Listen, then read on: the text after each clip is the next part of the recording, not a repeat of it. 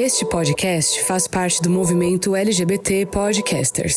Conheça outros podcasts através da hashtag LGBT Podcasters ou do site www.lgbtpodcasters.com.br.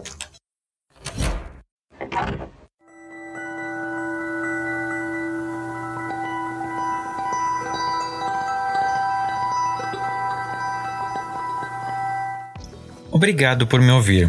Fiquei pensando em como iniciar a 5ª temporada do Fora do Meio e não conseguiria começar esse primeiro episódio de 2023 sem agradecer a você que me escuta e me acompanha. E é um episódio em que eu pensei o ano todo em como dar uma pontinha de esperança para esse novo ano que ainda está no início. E eu quero que ele tenha o tom de esperança e alegria que todos e cada um de vocês me dão a cada episódio que eu coloco nesse feed. E como moramos no Brasil, a esperança precisa andar de mãos dadas com a realidade. E por isso que esse primeiro episódio vai unir as duas coisas. É um episódio que tem o tom do Fora do Meio. E eu conto com vocês em mais um ano para continuar transformando vidas através do áudio e tocando almas humanas, juntos transformando o mundo ao nosso redor. O Fora do Meio faz aniversário, e é super clichê pensar que vocês são os maiores presentes que eu poderia receber do universo. E é de verdade. Obrigado por andarem de mãos dadas comigo e vamos juntos em mais um pedaço dessa nossa jornada. Eu sou Fernando Arazão e esse é o Fora do Meio, podcast que faz parte da rede LGBT Podcasters, que você encontra no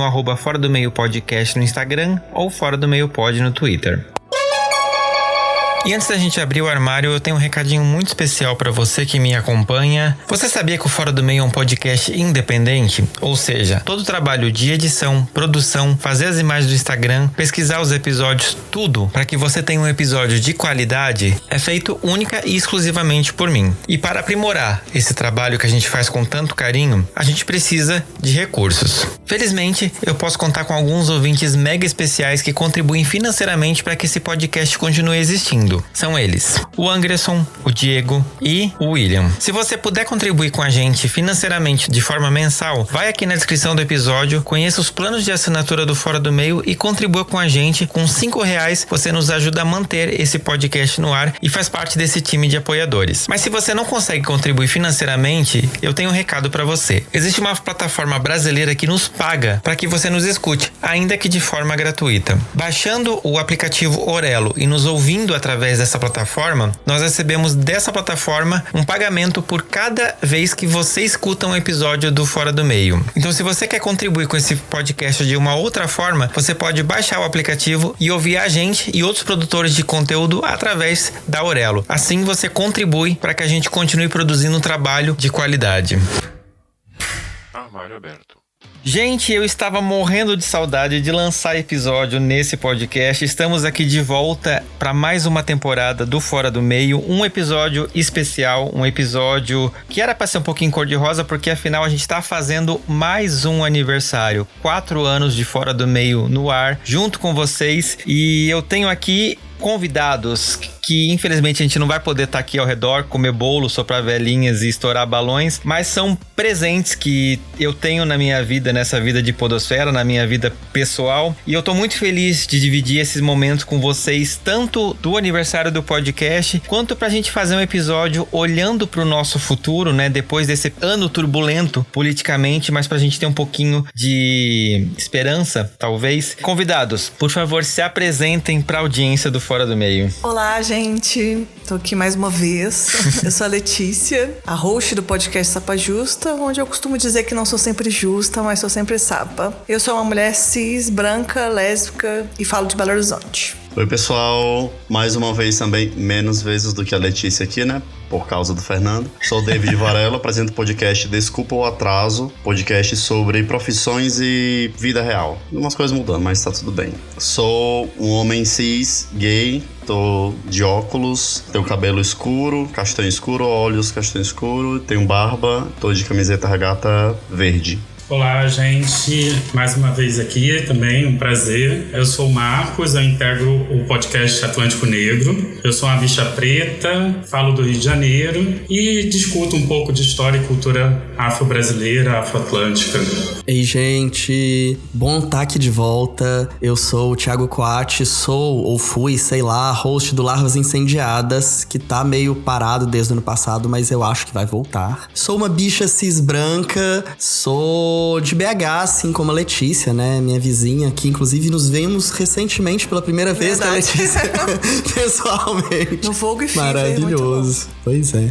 Acho que é isso. Sim. E, gente, esse é um episódio onde a gente vai estar discutindo um pouquinho as nossas vivências, as nossas esperanças, os nossos comentários sobre o episódio que a gente gravou lá no ano passado, em outubro, falando sobre os 13 porquês. Deu certo, a gente conseguiu eleger Lula presidente, e eu tô aqui com um elenco que com certeza, né, atochou o dedo lá no 13, e tem inclusive, né, gente, o Thiago tá aqui, o nosso praticamente correspondente Choquei, direto de Brasília, acompanhou a posse, viu tudo de pertinho, e a gente vai contar todos os bastidores pra gente aqui nesse podcast, porque nesse episódio, o Fora do Meio, como vocês já estão cansados de saber, ele nasceu dessa minha desesperança com a eleição do governo Bolsonaro, e eu jamais ia deixar de comemorar um aniversário desse podcast, que nasceu com um propósito de trazer um pouquinho mais de cor pra esse mundo que estava se apresentando tão desesperançoso. Agora é que a gente pode, de novo, voltar a sorrir nesse Brasil.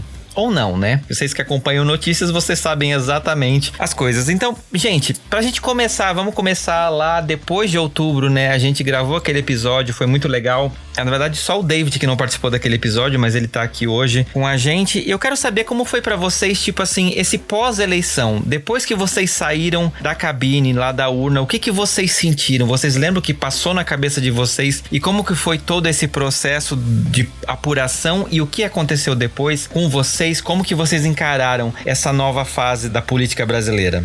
Pra mim foi tudo muito intenso.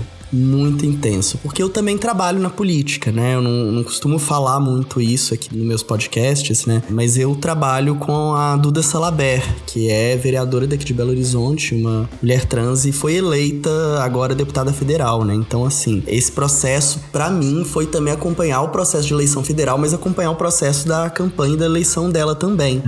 Então, assim, foi muito doido. Primeiro turno, fui correndo lá pra sede da campanha dela, né, pro comitê, pra gente assistir e acompanhar junto, assim, foi um momento, assim, incrível de não só ver, assim, esse resultado do primeiro turno federal, assim, pro Lula, mas também de ver a eleição da primeira travesti deputada federal, né, de Minas Gerais, e uma série de outras. Claro, tivemos também resultados ruins aqui em Minas, né, aquela porra daquele menino, que eu não vou nem falar o nome, né, sendo mais votado, mas assim, foi o tempo todo eu dando F5 lá, vai, será que ela já foi eleita? Será que o Lula também já tá? Sim, foi muito doido, foi muito intenso, assim, fiquei o tempo todo mesmo fazendo conta no Excel pra saber, será que já deu o número de voto? Ai, cara, e aí deu, assim, foi uma festa muito doida, muito boa, assim, que virei madrugada, mas que também significou, assim, quando eu vi que deu, mas não deu o primeiro turno, porque a gente tava isso, né? Acho que todo mundo tava na ansiedade de vitória do Lula no primeiro turno ou não. Tinha quase certeza que não ia, mas vou ser bem sincero, a gente se engana, né? A gente é cruel, a gente cria essa expectativa, mesmo que a razão me falava, Thiago, é muito pouco improvável. Meu coração tava, vai ser Lula no primeiro turno, vai ser Lula no primeiro turno. E assim, não ter sido, foi assim, ao mesmo tempo uma felicidade, mas foi também um banho de água fria, tipo assim, putz, vamos juntar força, vamos trabalhar mais, né, que daqui até final de outubro ainda tem muita coisa. Sim. E a sua frase no episódio, Thiago, ficou martelando na minha cabeça há muito tempo, tipo assim, sabe aquela coisa, tipo assim, gente, vamos acabar com isso de uma vez, porque é perigoso. Eu trabalhei, eu fui mesário, né, e eu fiquei muito com essa sensação de pensando, tipo assim, puta merda. Porque tinha muita gente indo com a camiseta do Brasil, etc, na sessão votar, e eu fiquei muito preocupado, assim, eu tava tenso, só que você não pode demonstrar porque você tá lá trabalhando, né? Então, pra mim, foi momentos, assim, de tensão, como diria Luciano Huck. É isso, assim, foi um caos, mas foi bom.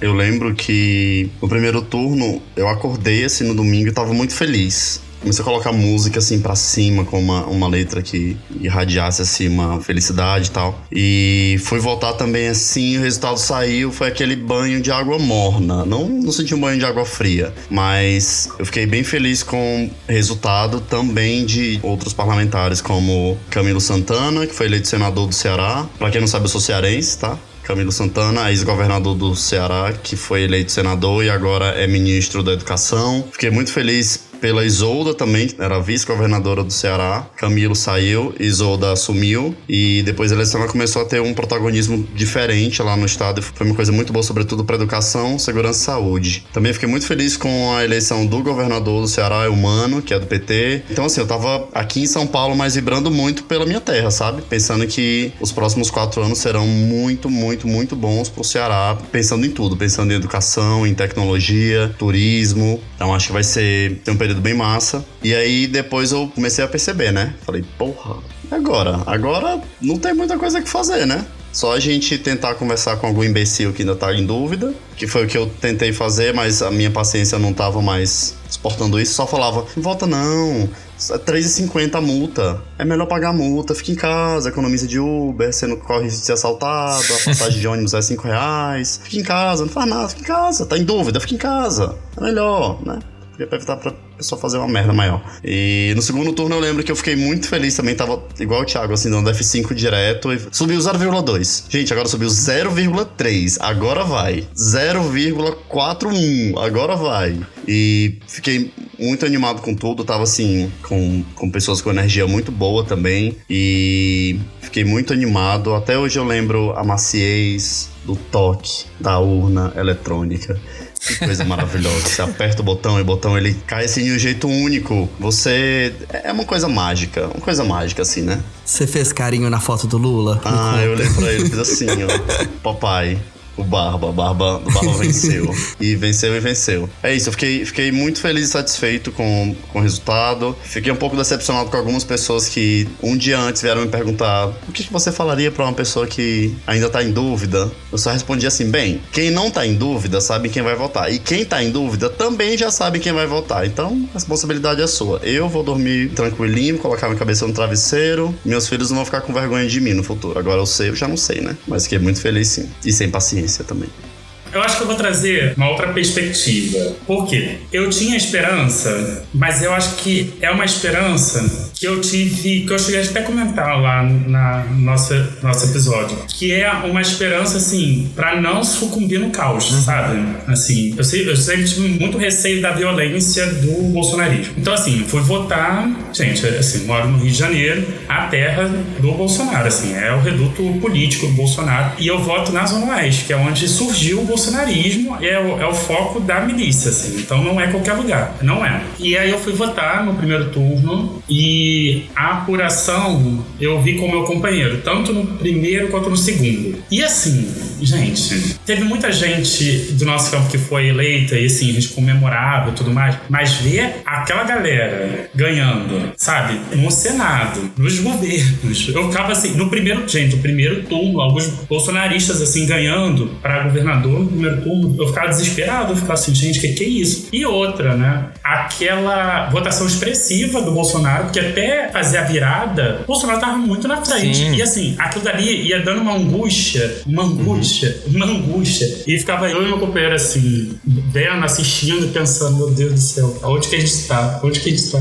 Eu não acredito que a gente... Eu tava naquele meme, tipo, eu tô tremendo rosando o tempo todo. Exatamente, tô rindo de nervoso. Sabe, rindo de nervoso. Eu ria muito de nervoso, assim, muito. E aí, quando virou no primeiro turno, veio aquela felicidade. Às vezes, não acredito, eu sei o que e tal. E aí, enfim, não fomos por pouco. Veio aquelas 3 semanas, né, do primeiro turno pro segundo, que foram caóticas. Eu acho que, assim, toda a esperança que a gente tinha de a eleição pode acontecer, aquelas 3 semanas, elas colocaram muito em perigo, né? Muito em perigo. Eu sempre falo para as pessoas que eu acho fundamental aquele episódio do Profissão Repórter que saiu, demonstrando a compra de votos. Eu acho que assim, aquilo dali é uma denúncia que se perdeu, assim, completamente no debate. E eu acho que a gente tem que voltar demonstrando que teve muita compra de voto. O que foi o segundo turno das pessoas sendo impedidas de votar, sim, impedidas, você tendo uma série de medidas que, gente, eu fiquei 3 horas no trânsito, entendeu? Pra chegar, assim, é uma coisa surreal, surreal. Só que, diferente do primeiro turno, que eu vi em casa com o meu companheiro, a gente no segundo, a gente decidiu ir pra rua, que a gente achou que estaria mais tranquilo. Enfim, não só mais tranquilo, mas também, assim, ter mais gente que estaria do nosso lado também nessa expectativa. E assim, vocês não sabem a felicidade que foi a primeira virada, assim. Gente, eu tava num bar. Sabe o que é o bar? Gritar, mas gritar de um jeito que, assim, parecia carnaval, assim, é uma coisa surreal, assim, uma felicidade surreal. A gente comemorava muito. E foi a primeira e foi a segunda, porque quando virou em Minas, também foi outra. Porque a gente falou, vai virar. E é engraçado que teve uma pausa, assim. Tinham várias TVs, né, ligadas. A Globo, ela chamava a atenção e ficava esperando, assim, ela não atualizava, até atualizar. E quando atualizou, foi aquela felicidade. E quando saiu, foi oficializado que a gente foi pra rua e parava ônibus, os motoristas passando, fazendo L, comemorando com a gente. Gente, era uma coisa. Olha, eu fiquei tão feliz. Eu fui pra Cinelândia. Assim, a gente comemorou muito, assim. Finalmente essa porcaria acabou. Sim. E aí eu queria trazer um pouco disso, assim. Não só dessa esperança que saiu, sabe? Mas também de pensar de como que eu tentei estar dentro dessa apuração, assim, ao lado desse meu companheiro, no qual tanto eu quanto ele nos dávamos força para esse momento, porque foi muito tenso. Eu acho que todos nós aqui buscamos estar do lado das pessoas que nós amamos, porque não dava, assim, não dava. E a felicidade, sabe, assim, de você comemorar com a gente, eu não vou morrer. Sim. Não por isso, assim, não por um governo que faz de tudo para nos matar. Foi, assim, um alívio. Eu queria passar, antes de passar para a Letícia, um pouco desse alívio. Sim. Não, mas é importante você falar isso, porque pra mim, assim, eu passei também a segunda apuração do segundo turno, eu tava com a minha equipe que trabalhou na eleição. A gente foi tomar uma cerveja depois pra, tipo assim, dar uma descarregada, porque o dia foi muito tenso, vendo as notícias de gente sendo parada e etc. Então, tipo assim, vamos tomar cerveja enquanto não sai resultado. E saiu o resultado enquanto a gente tava bebendo. Então, tipo assim, foi muito gostoso. E um paralelo muito diferente do que foi em 2018 pra mim, que eu tava, tipo assim, sentado no sofá, estarrecido olhando aquilo, né? E Minas, né, gente? O estado maravilhoso, né? Falem, mineiros, por favor. Nem tanto, né? Mas, assim... Zema aqui, primeiro turno, né, Letícia? Exatamente. Porque pra mim, que a gente tava falando de primeiro e segundo turno, pra mim o primeiro turno, eu fui na casa de um amigo assistir e foi, assim, um terror. Primeiro... porque essa sensação que foi bem parecida com o que vocês descreveram. Eu tava me iludindo, eu escolhi me iludir, eu queria que ganhasse no primeiro turno, eu vivi essa fantasia, só que o que mais não me surpreendeu o Lula não ganhar, mas assim, não é que surpreendeu, mas o que mais me irritou foi realmente tanto de gente que votou no Zema aqui em Minas Gerais. Aí ficava assim, gente, Minas Gerais vota no Lula e vota no Zema, é um inferno. E assim, o Zema é filhote de Bolsonaro e tem... Não sei se ele é tão diferente, não, é a mesma bosta. Então, só que depois do segundo turno, que foi tudo... Eu fui na casa de um amigo, sofri como vocês, foi bem parecido com o que vocês relataram, assim. Só que aí eu ativei o modo maluca, eu fiquei completamente louca até o segundo turno. E eu moro num bairro que é quase perto da Zona Sul, que é perto de um Barroca, pra quem conhece, que fica bem perto do Gutierrez, que é um bairro já de gente que acha que é rico. Então aqui tava lotado de bandeira do Brasil, e a minha rua corta pra um lugar que tava passando motociata de bolsonarista um dia dessas semanas, e acho que na sexta-feira antes da eleição. Aí eu peguei todas as bandeiras que eu tinha do Lula, pendurei na janela, coloquei uma câmera pra filmar caso sofresse agressões, E aí eu acho que isso também tava me reprimindo. Um lugar que eu tava achando assim, gente, só tem bolsonarista aqui e tal. Só que foi muito bom, porque aí meu vizinho de frente viu eu colocando a bandeira e começou a acenar pra mim. Ele colocou um adesivo do Lula também. E no segundo turno, eu chamei as pessoas pra vir aqui na minha casa. Eu chamei meus amigos, minha namorada, meus amigos que foram pessoas que passaram comigo esse terror que foi esse governo. E que eu vi junto também o resultado de 2018. E aí quando ganhou, tipo, a gente comemorou as viradas, a gente gente tava com o microfone gritando, sendo insuportáveis. Comemoramos a virada também. E aí, quando virou tudo, a gente foi na janela comemorar com esse vizinho que passou a semana junto comigo, sabe? Que eu nunca vi, não conhecia. E a gente se conheceu através dessa troca de bandeiras, vamos dizer assim. E eu acho que isso foi muito importante pra mim, porque eu acho que eu fiquei muito maluca essa semana, já meio sem esperança. E ver isso, às vezes você colocar uma bandeira, que a gente tava com muito medo disso, né? De roupa vermelha. Eu não, que eu tava botando tudo, mas a conversa era essa. Então eu acho que a gente também, apesar de tudo que estava muito fora das nossas mãos, né? Porque todos esses embargos, os absurdos, os crimes que, assim, o Lula ganhou porque é o Lula, gente. A gente tem que ver isso, porque senão nenhum ganhava, pelo tudo que foi feito. Mas essas pequenas ações, assim, é uma memória que me deixa muito marcada dessa eleição também. Da gente ter coragem em pequenas coisas e essa coragem dá coragem para outras pessoas também. Sim. Não, eu acho que isso é o mais importante. Eu tenho essa mesma percepção sua, assim. Eu era um que tava meio preocupado, mas depois eu assumi esse modo também, tipo, kamikaze, assim. Tipo, não, vou botar o adesivo mesmo, vou almoçar no centro aqui com o adesivo. E você recebia de volta exatamente isso. Eu vi muita gente que eu vi que tava ali quietinho na sua, quando uma pessoa se manifesta, começou a rolar isso. Então eu acho que isso deu até mais esperança pra gente, de tipo assim, a gente não tá sozinho de fato. Existe realmente uma galera, tipo assim, porque foi muito assustador realmente ver a margem de votação que o Bolsonaro teve no primeiro turno. Acho que nenhum de nós esperava aquilo, até pelas pesquisas, e foi um meio chocante, assim, né? A gente vê que foi por muito pouco. E deu aquela desesperança, né, claro, de saber que apesar de tudo que aconteceu nesses 4 anos, ainda tem essa galera que ainda vota nele, mas essas reportagens e essas questões me deram muito esse pensamento de que ainda tem muita gente que ainda tá nessa coisa de se iludir, de trocar o voto por uma ameaça ou alguma coisa do tipo. Então, eu acho que isso pra mim, essa eleição, ela só reforçou o quanto a gente precisa continuar fazendo um trabalho de educação eleitoral em cada uma dessas pessoas da cidade do Brasil, porque a gente tem poder de mudar as coisas, só que a gente ainda tá muito refém dessas armas de fake news, dessas armas que o dinheiro é capaz de trazer. Então tem muita gente que realmente não tem esse recurso de poder bancar a sua escolha, apesar de que a gente sabe que a urna lá é só você e você mesmo, mas eu acho que ainda tem muita gente que ainda não confia 100% de que pode votar em quem quiser e não na pessoa que o patrão mandou, etc. Eu acho que isso pra mim é um ponto que ficou muito claro nessa eleição. A gente precisa continuar trabalhando pra fortalecer esse ponto. E uma das coisas, assim, que me deixou muito chocado foi logo na noite, né? Teve aquele movimento dos caminhoneiros e toda a repercussão depois. E eu gostei que, apesar, assim, o Lula começou a trabalhar. Teve essa coisa do silêncio do Bolsonaro, aquela coisa ridícula, aquela vergonha, mas eu vi que ele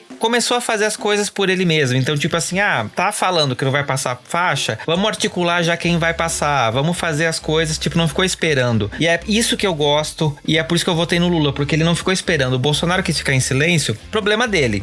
Ele perdeu, eu vou começar a fazer o meu governo. E eu acho que a composição do governo, pra mim, mostrou um pouco isso. Ele começou a marcar o território imediatamente. Eu acho que pra mim isso fez muita diferença. O que vocês pensam sobre isso? Fernando, eu fico me perguntando se os jornais, se os veículos da imprensa, se vão começar... Sempre tem aquele assim, 100 dias do governo Lula. O que foi feito até agora, né? Eu queria saber quando que começaram a contar os 100 dias. Se foi dia 1º ou se foi dia 1º de novembro. Foi dia 1º de janeiro ou 1º de novembro. Eu acho, pelas notícias que eu vi, eu acho que já começou no ano passado, porque já estavam cobrando posição do governo do dia 8. Tipo assim, nossa, mas chegou nesse nível com 8 dias de governo, tipo... Exatamente. Gente. Flávio Dino tá trabalhando assim desde sempre, né? Flávio Dino nunca parou. Estavam responsabilizando questões da economia já por causa da discussão da PEC da transição, gente. Sim. Eu vi uma pessoa na academia, uma das recepcionistas, dizendo: nossa, você viu? Esse cara acabou de entrar e o salário vai subir só isso, é uma vergonha. O país merece o presidente que tem. Eu só olhei pra ela, dei um sorrisinho, baixei a cabeça, balancei e falei: ô, bicha... Não. Eu acho que tem, pelo que vocês estão comentando, tem duas coisas, né? Uma que reforça essa questão da gente trabalhar no letramento eleitoral, assim, político e nos debates, né? como também eu acho que a gente entender que a posição da imprensa contra o bolsonarismo, ela também, não sei, assim, eu olho com muita desconfiança, sabe? Não sei se vocês têm um pouco isso. Porque, assim, as pessoas naturalizaram o silêncio dele, entendeu? Naturalizaram, assim, com uma facilidade. Me surpreende, mas aí eu vou guardar isso pra gente quando a gente for falar dos atos, o posicionamento, porque, assim, algumas palavras ali demoraram muito a ser colocadas, né? Mas é isso, assim, acho que a gente também entender que essa mídia hegemônica, assim, né, com força, ela é corporativa, ela tem seus interesses colocados, ela não queria necessariamente o PT, entendeu? Como a Letícia colocou, gente, o governo Lula tem a missão de reordenar a nova república, assim, que ela foi completamente destruída, inclusive avançando pautas que, assim, a redemocratização não conseguiu avançar, que eu acho que em outro momento a gente pode até comentar, né? E assegurar, assim, a necessidade que a gente precisa ter desenhos de políticas públicas, assim. Se a gente quer mudar esse país, as políticas públicas, elas precisam ser debatidas, elas precisam ter maiores espaços de representação, você precisa ter os conselhos funcionando, você precisa ter uma estrutura onde essa população, ela se veja nessa democracia. Porque se ela não se vê nessa democracia, a gente vai perder. Porque era isso um pouco que eu senti na angústia, assim. Não era só pela larga votação que o Bolsonaro teve, que a gente sabe que tem um pouco da máquina federal ali, mas também, assim, umas figuras que eu não fazia ideia da existência, assim, que eram muito votos, né? E pessoas, símbolos desse governo que foram eleitas. E aí você se pergunta assim, gente, será realmente que as pessoas não compartilham com esse projeto? De que forma a gente pode pensar assim, algumas coisas ali? E de que forma a gente pode isolar aquilo dali? Porque isso não dá pra gente achar isso admissível, entendeu? Não dá, assim. Esse golpismo e essa extrema-direita, ela não quer nada desse jogo democrático, assim. Ela quer destruir isso. Né? De que forma a gente pode caminhar isolando ela? E a mídia, ela precisa entender isso, essa mídia hegemônica, porque senão ela também vai entrar pela censura deles, porque eles não querem elas, entendeu? E eu acho que em alguns momentos, assim, algumas críticas e alguns silêncios, desde pós a eleição, evidenciam que eu não sei até que ponto ela está disposta a ser efetivamente tomar partido em defesa da democracia, efetivamente rever que ela precisa questionar esses silêncios, assim. Sim. Porque aquele silêncio do Bolsonaro era orquestrando um golpe, assim. Ele tentou, gente. A minuta que apareceu essa semana aí, uma tentativa, entendeu? E, assim, a rápida reconhecimento internacional é uma demonstração evidente que nenhum golpe seria reconhecido internacionalmente. Enfim, eu tô falando demais, acho que vamos conversar aí mais. Eu tô vendo, assim, da parte do Lula, do governo Lula, coisas muito positivas. É tipo, não tem como... Pra mim tá muito difícil não pagar pau pro Lula, porque o cara é um político muito foda. Sim. Ele vai lá, leva os governadores todos de mão dada, vai conversar com o povo que limpou os trem tudo. O cara sabe fazer as coisas muito bem feitas. Então, da parte, assim, do governo Lula, isso é o que tá me dando esperança. Só que acho que um pouco ligado com o que o Marcos falou, a gente tá envolto em coisas muito mais sérias. O que aconteceu no Brasil e não vai deixar de acontecer, precisa ser colocado uma luz e ser exposto tudo que tem sido feito. Por exemplo, o Brasil, a força que as pessoas têm de tratar política dentro de igreja, isso não pode ser mais deixado passar. Isso não é desrespeitar a fé de ninguém, não. Isso não é desrespeitar a religião de ninguém, não. Isso precisa ser exposto. Isso não pode acontecer. O tanto de pessoas que a gente não conhece, que a gente não sabe nem de onde veio, que foram eleitas, também tem muito dentro desse movimento de políticas dentro de igreja. Isso é uma das forças mais absurdas, que cresceram muito com o bolsonarismo, mas já vinham de muito antes, e que o Brasil precisa dar atenção para isso. Também toda essa atenção sobre a mídia, sobre como é conivente, né, com tudo que tá acontecendo. Você falou, acho que um pouco antes da gravação, né, sobre as Forças Armadas, sobre a Polícia Militar. Não dá pra aceitar essa estrutura e o PT não vai fazer milagre sobre isso. Porque, assim, acho que no melhor governo do PT, o que ele vai fazer de melhor? Além de várias coisas, igual ele fez em outros governos, eu acho que ele vai fazer uma propaganda melhor do PT, que eu acho que isso eles aprenderam. Eles não vão deixar passar o Zezinho que formou em faculdade falar que o PT não deu nada pra ele, sendo que ele formou com com o ProUni. Isso vai ser, talvez todos os programas vai ter, sei lá, PT, Lula. Eu imagino que eles vão fazer uma publicidade melhor do que eles fizeram no governo passado, porque eu acho que muitas das pessoas que acham que o PT acabou com o Brasil é por falta de memória e publicidade mal feita do PT em alguns pontos. Então acho que isso o PT vai fazer melhor. Só que o Brasil, ele tá envolto em coisas muito mais profundas e muito mais perigosas, que a gente não vai se safar só o Lula hablando e jogando e fazendo tudo que ele faz de bem feito, sabe? Eu acho assim, pensando aqui pra Letícia, essa composição do governo e essas articulações que foram feitas na transição, gente, isso foi assim um trabalho dificílimo. Conseguir, dado a configuração política que se elegeu do Congresso, né, no primeiro turno, dado também a maluquice social que tá esse país, né, com uma parcela grande realmente acreditando em teorias da conspiração de extrema-direita, conseguir fazer qualquer tipo de uma composição de um governo para garantir um mínimo de governabilidade, tanto pensando aí no ponto de vista de Congresso, pensando também, e que a gente já tem inclusive evidências agora que surgiram após esses ataques terroristas, inclusive de reação grande das Forças Armadas contrária à atuação do governo, sabe assim? Conseguir articular isso de forma a pacificar não necessariamente pacificar, mas lidar com esses conflitos, né? Isso é um trabalho hercúleo e que faz uma composição que necessariamente é muito longe do ideal. Se você me falasse, Thiago, esses são os ministros, secretários que você gostaria, jamais, né? Jamais. Inclusive, assim, alguns, pra ser polêmico, eu não gosto muito do Flávio Dino, pra ser muito sincero, né? Eu não sei se eu escolheria ele. Jamais escolheria também um bando de gente aí da saúde, a menina da saúde também não gosto muito dela, não. Mas bem, assim, o próprio Múcio também que colocou pra pegar e coordenar as Forças Armadas, né? Um bolsonarista explícito, gente, assim. Mas eu acho que, dadas as condições caóticas que a gente tem, foi uma composição, pelo menos, inteligente pra conseguir articular, pra conseguir algum tipo de trânsito, né? E vamos também dar um pouco de confiança pro Lula e ver os resultados, sabe? Assim, ver se vai sair alguma coisa boa. No MEC também, ele colocou um bando de gente meio esquisita ali no MEC, que defende muito a educação privada, umas perspectivas que eu fico assim, mas assim, é isso, né? É também as alianças que foram necessárias, ou não sei se foram necessárias, mas que foram feitas para conseguir essa vitória e para conseguir a posse, porque a gente já sabe que houve tentativa de golpe, né? Sim. Então, assim, a gente não pode ignorar que essas articulações foram feitas, inclusive, para garantir a posse, gente.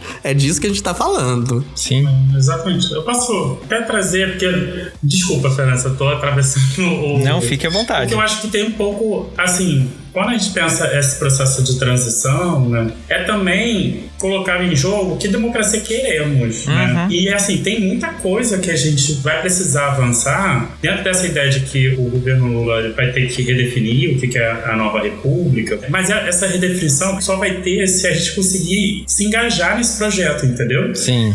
Porque não adianta, assim, não adianta ter só ele ali, e é muita disputa, assim, você tem coisas que o Brasil enfrenta desde que o Brasil é o Brasil, entendeu? Como eu pontuei antes da gente começar aqui, as Forças Armadas não se acham donas da República, gente. Sim. Entendeu? Elas precisam entender que elas não são. Entendeu? Não dá, assim. Desculpa, eu vi uma fala esses dias que eu achei muito interessante e eu pensei, caramba, isso é verdade mesmo. O governo da ditadura militar meio que, tipo assim, entre aspas, facilitou a transição pra gente voltar a ter uma democracia e a gente age até hoje como se tivesse feito um favor pra gente. Então parece que rola essa áurea, tipo assim, de olha, a gente não pode desrespeitar os militares, porque eles que de alguma forma permitiram que a gente... E tipo, não, gente, eles não têm permitido porra nenhuma. Eles têm que ficar no lugar deles, a gente tem que botar eles no lugar deles. Eles estão mal acostumados e realmente achando que a gente deve alguma coisa pra eles, e não deve. Eu acho que essa leitura de que eles fizeram um processo de redemocratização é uma construção deles, assim, é uma falácia total. Sabe? É nessa que a gente precisa entender que o que a gente teve de mais democrático são essas conquistas pós-88, assim. Gente, construir uma Constituição pós-ditadura é muito difícil. O Chile tá aí tentando construir até agora, entendeu? Então, assim, é muito difícil. E a gente precisa entender que tinham muitas disputas, assim. Gente, o movimento LGBT surgiu na redemocratização, entendeu? Tem vários movimentos que estão ligados na redemocratização e eles tentam ignorar o impacto que eles tiveram. Assim, quando eu falo eles, o governo militar, né? Porque eles querem reforçar essa autoridade que eles construíram, isso é uma construção deles. Que eles são donos da república, entendeu? E que quando essa república vai para um caminho que não é deles, eles têm o direito de entrar ali e fazer o que eles bem quiserem. E eu acho que essa tensão que está colocada, é óbvio que a escolha do Múcio, assim, é péssima, e a gente compreende quais são essas tensões. Gente, nas Forças Armadas você tem os bolsonaristas e os não bolsonaristas, mas antipetistas, assim. É isso, entendeu? Como que a gente lida com isso, né? Você tem várias pessoas que estudam que colocam que não é o momento de enfrentar, mas se não é o momento de enfrentar, quando vai ser? Sabe, quantas décadas a gente vai ficar lidando com a iminência de um golpe?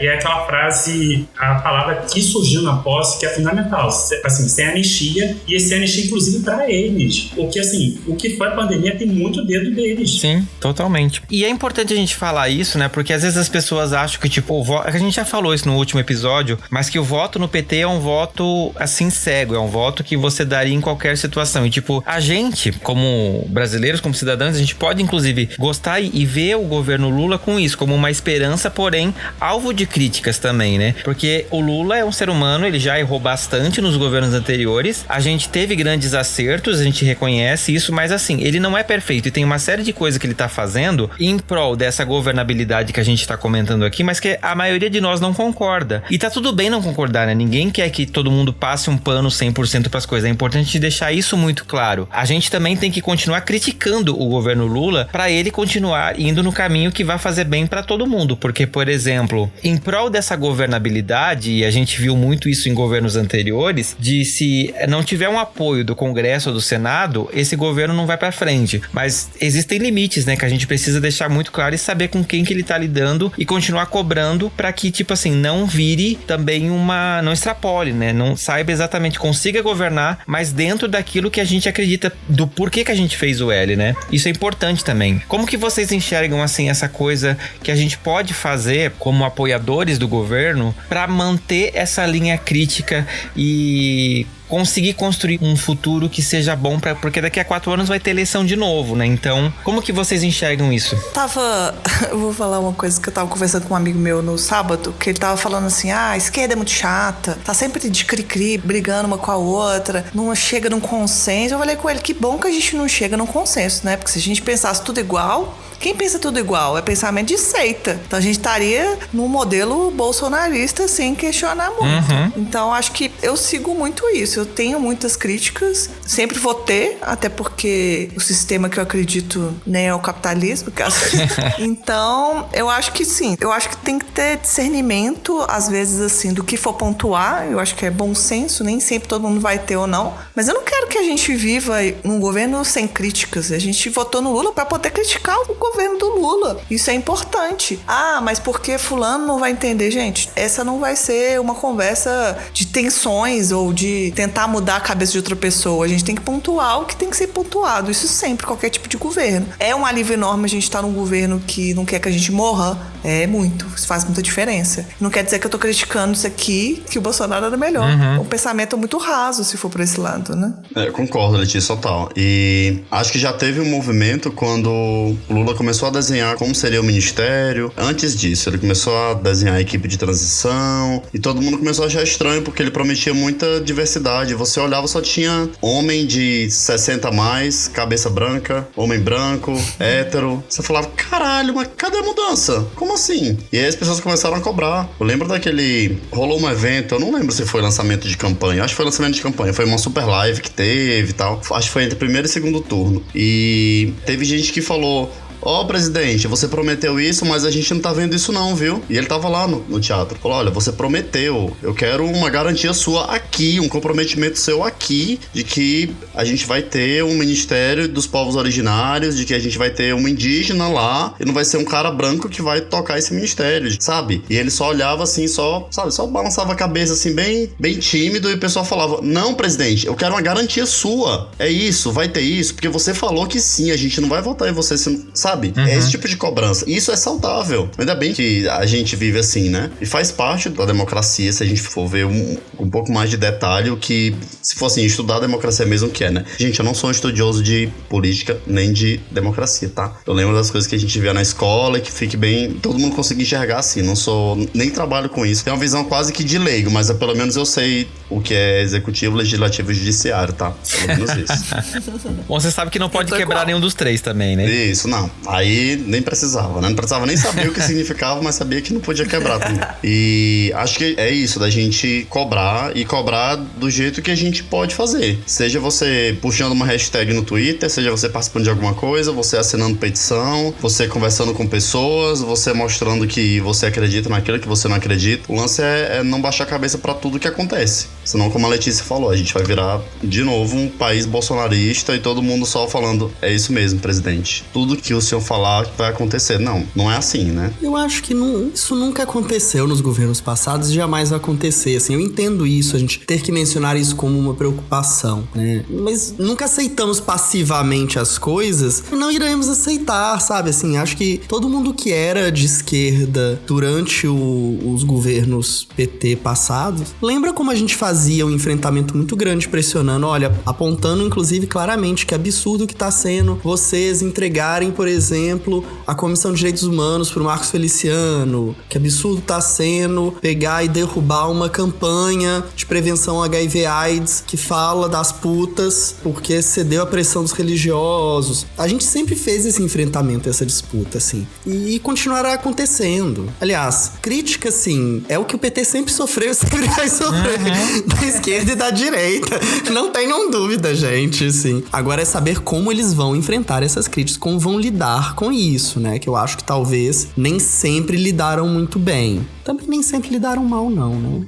E eu acho que, pegando assim um pouco, eu acho que a gente tem que ter um padrão, assim, quando eu falo padrão, de que forma, assim, que a democracia é inegociável, né? Então, assim, críticas dentro do que a gente colocou e construiu como democracia, né? E que não é a destruição dela que é permitido, né? Eu acho que a gente tem que definir também que tem coisas... Cara, o discurso de ódio não pode ser visto como crítica ou como algo, como apenas opinião, não é, né? Eu acho que a gente tem que colocar também isso e pensar que muitas das nossas críticas são avanços de cidadania, assim. Todo momento a gente está pontuando que a cidadania ela precisa ser ampliada. Quando o Thiago fala de uma política de prevenção a HIV, gente, é ampliação da cidadania, assim. Que é justamente coisas que a Constituição de 88, ela permitiu, assim. É a primeira Constituição que você tem para analfabeto, né? Sabe? É a primeira vez que você vai começar a pensar uma política para as crianças, o ECA de 90. Entendeu? É a primeira vez que a educação está como um direito para todos. É a primeira vez que cultura aparece como um direito, entendeu? Então, assim, você tem um monte de coisa que foi possível nessa Constituição pelas lutas populares, né? E é por isso que eu fiz aquele comentário de como a ditadura e esses militares, eles tentam ocultar essas movimentações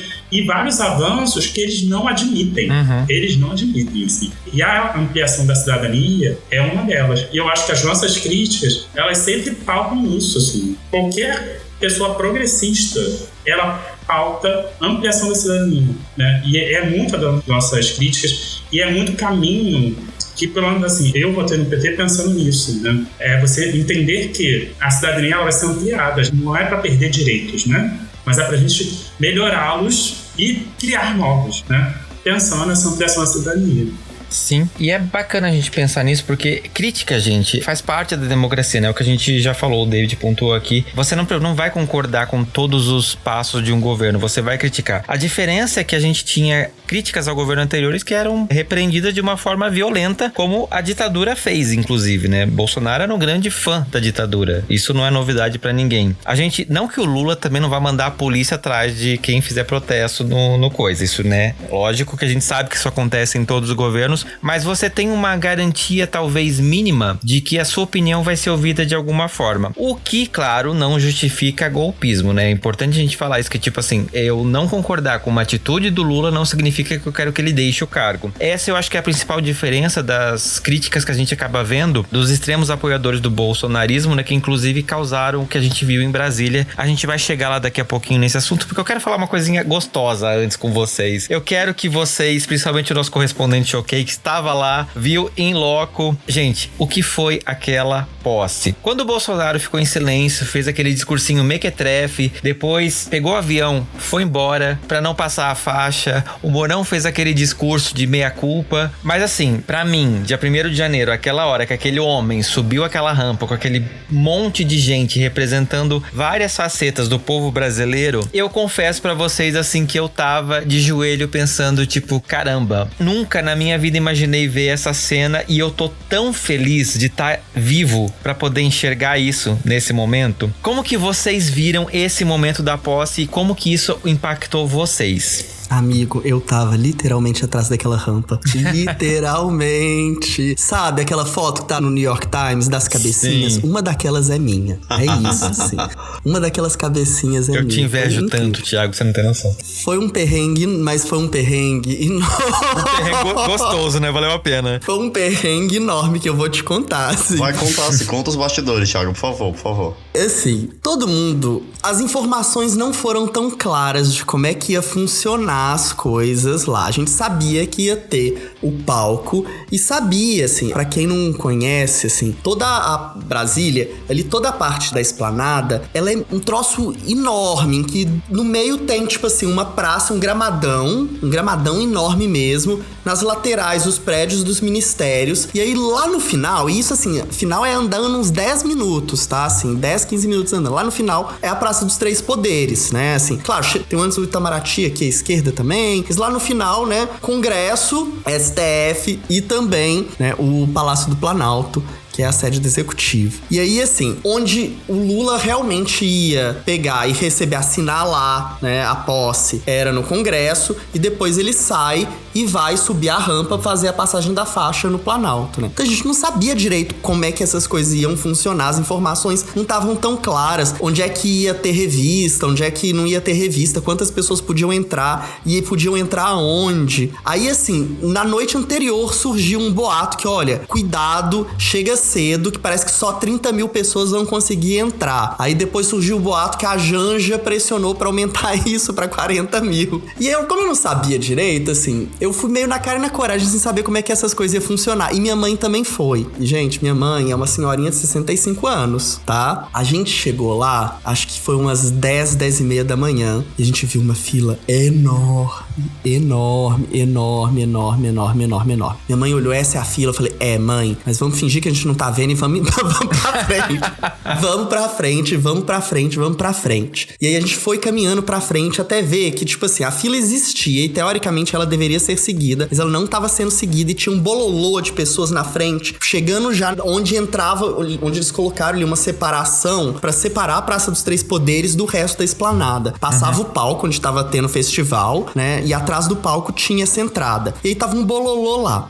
Mas era assim, muita gente. Quando deu meio-dia, a gente ainda tava na porta pra entrar, pra ser revistado. Era sério, acho que tinha 2 ou 3 pessoas na frente da gente, eles fecharam. Nossa, fecharam. E aí começou os boatos. Ih, fechou, já deu 30 mil, já deu 40 mil. Será que não vai dar mais pra entrar? Não sei o quê. E aí a gente tentando conversar lá com os guardas, com a galera que tava, assim, não era guarda não, mas tô chamando de guarda. Era o povo da PMDF mesmo, sabe? Fazendo a segurança lá, conversar. Só que ninguém tinha muita notícia. Aí a gente resolveu esperar um pouquinho mais. Passando uns 20 minutos, teve a notícia, olha, já meio que lotou mesmo, mas a gente vai liberar mais pessoas, o povo tá aqui negociando, vai liberar pra mais pessoas entrarem, mas só deve liberar, se liberar, porque também não deram certeza, depois que o Lula entrar dentro do Congresso, porque assim, aí a parte mais da segurança, que é pelo menos ele passar de carro naquela parte mais aberta, acontecia, a gente entrava enquanto ele tá no Congresso, aí depois ele assinava, não sei o que, fechava, todo mundo de novo na praça, ele saía do Congresso, né? Pra organizar alguma segurança. Porque assim, era um esquema de segurança... juro, eu acho que eu nunca vi tanta polícia, nunca vi tanta arma, tanta coisa na minha vida, gente. Nunca vi. E olha que eu já fui em manifestação pra caramba, baixou a polícia em cima da gente. Eu nunca vi tanto carro, tanta gente, assim. Eu não sei nem contar, não sei o número de pessoas que estavam lá, assim, pra todo lado. Eu olhei pra minha mãe olhou pra mim, já estamos até aqui, né? Vamos esperar. A gente ficou, juro, 2 horas num sol de rachar, num troço apertado assim, esperando.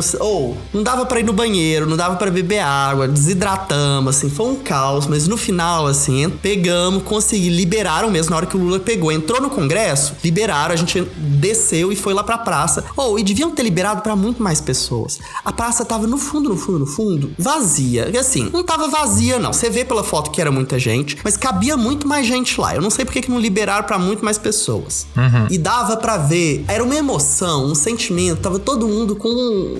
Cara, é indescritível, todo mundo se ajudando mesmo, a galera educada, assim. Claro que tinha gente empurrando, tinha multidão, né? E pessoas, é óbvio que, assim, não tava num paraíso que as pessoas, sabe, soltam pum cheiroso, não existe isso, né, de unicórnios. Então, tiveram seus problemas, mas tava muito gostoso a sensação de, assim, aquele mar de pessoas do Brasil inteiro, assim, né? O cara que tava na minha frente, na fila, a gente conversou, era um menino do Rio Grande do Sul, a moça atrás de mim, uma velhinha também, de 50 e tantos anos, do Ceará, sabe, assim, todo mundo ali junto, um bando de gente que veio, assim, excursão, pegou o ônibus, pegou uma passagem, foi pra lá, só pra ver a posse do Lula, todo mundo tão feliz, tão empolgado, assim, e ver, você não tem noção, eu não sei nem descrever, sabe, assim, na hora que ele pegou, a gente conseguiu entrar, aí transmitiram no telão, lá dentro tinha telões, que dava pra ver pessoalmente, mas lá dentro do Congresso não dava pra ver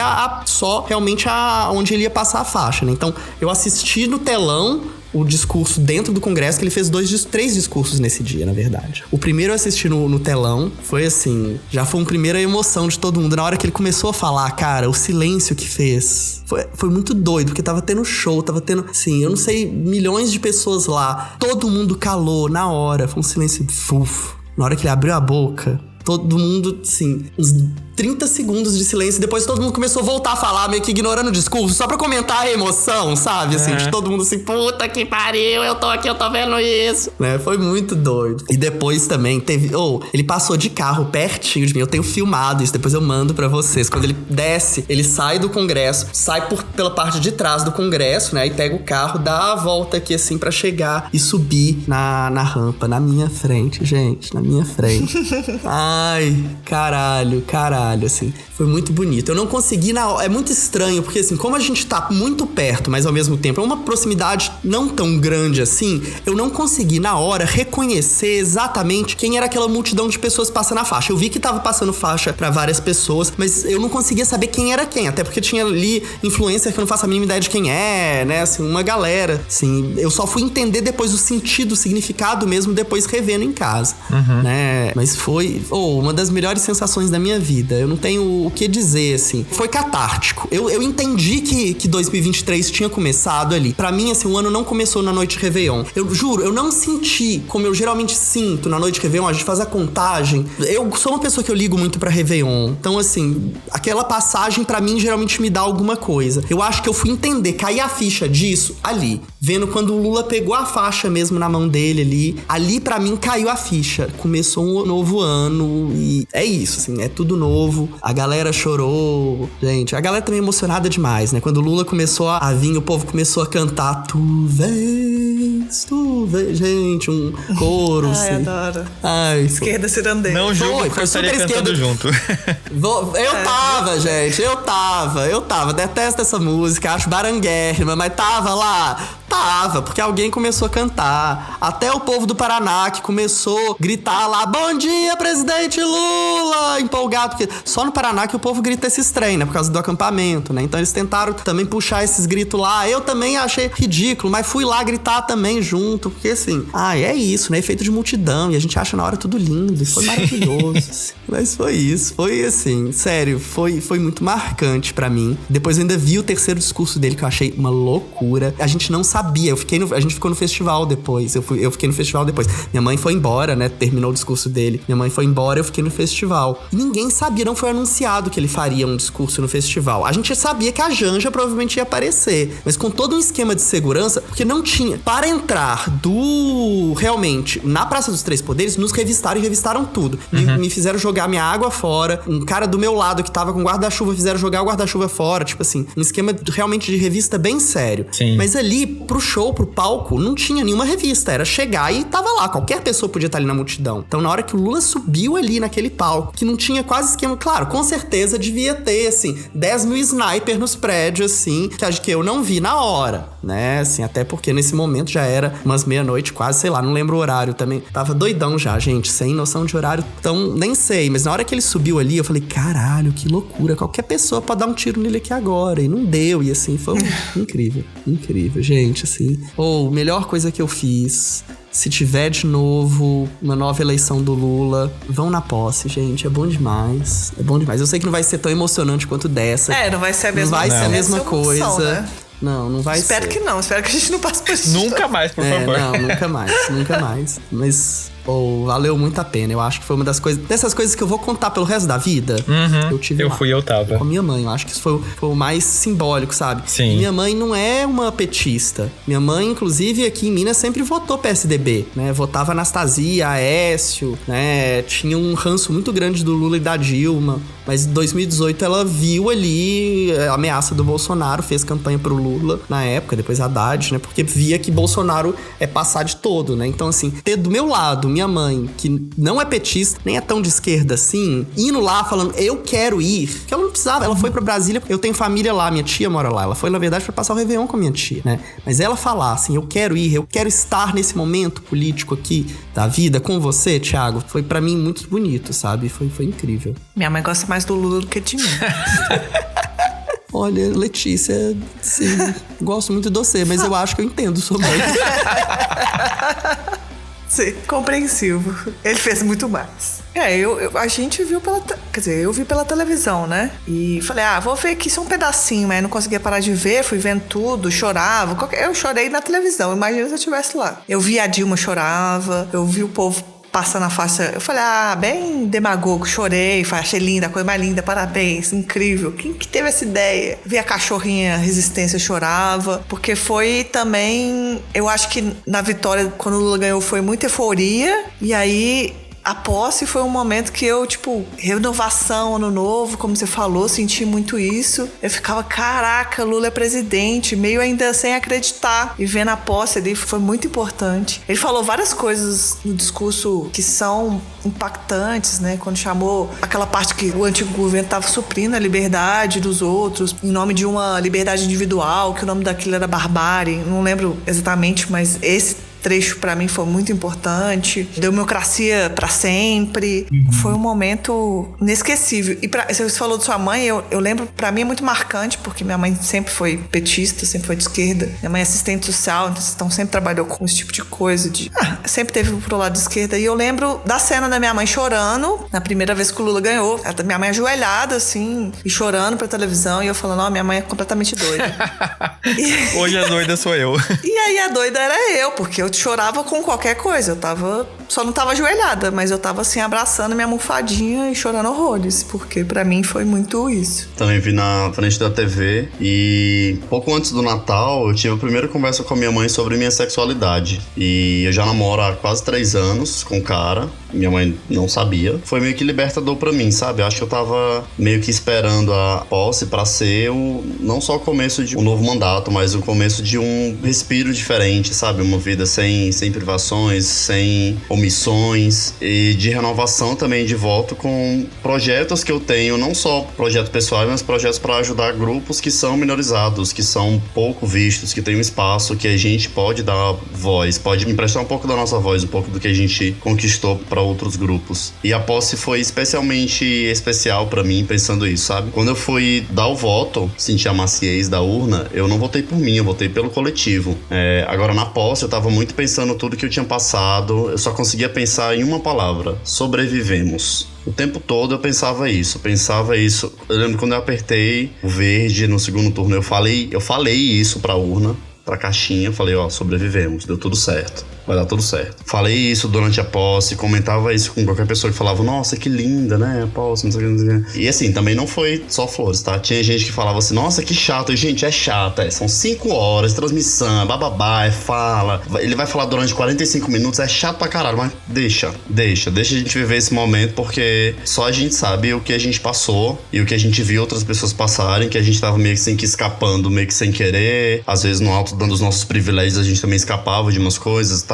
Mas ver a história se escrevendo de novo, de um jeito novo, novamente de um jeito novo, acho que foi libertador e aqueceu o coração assim de um jeito inimaginável. Foi, como o William Bonner gosta de falar, foi realmente a festa da democracia, né? Era uma festa assim muito grande. A gente via que cada pessoa tava celebrando a sua festa individual, né? Por várias coisas diferentes. Cada pessoa que você via na rua, pessoa que você lembrava, que você via nas publicações nas redes sociais. E acho que foi um momento foi um momento de vitória, de muita força. O trabalho não parou, a gente vai continuar, a gente vai cobrar. E é isso. Fiquei muito feliz. Muito, muito, muito feliz. E chorei muito também. Muito. Nossa, assim, eu vi também por TV, mas muito consciente que eu não queria passar o perrengue.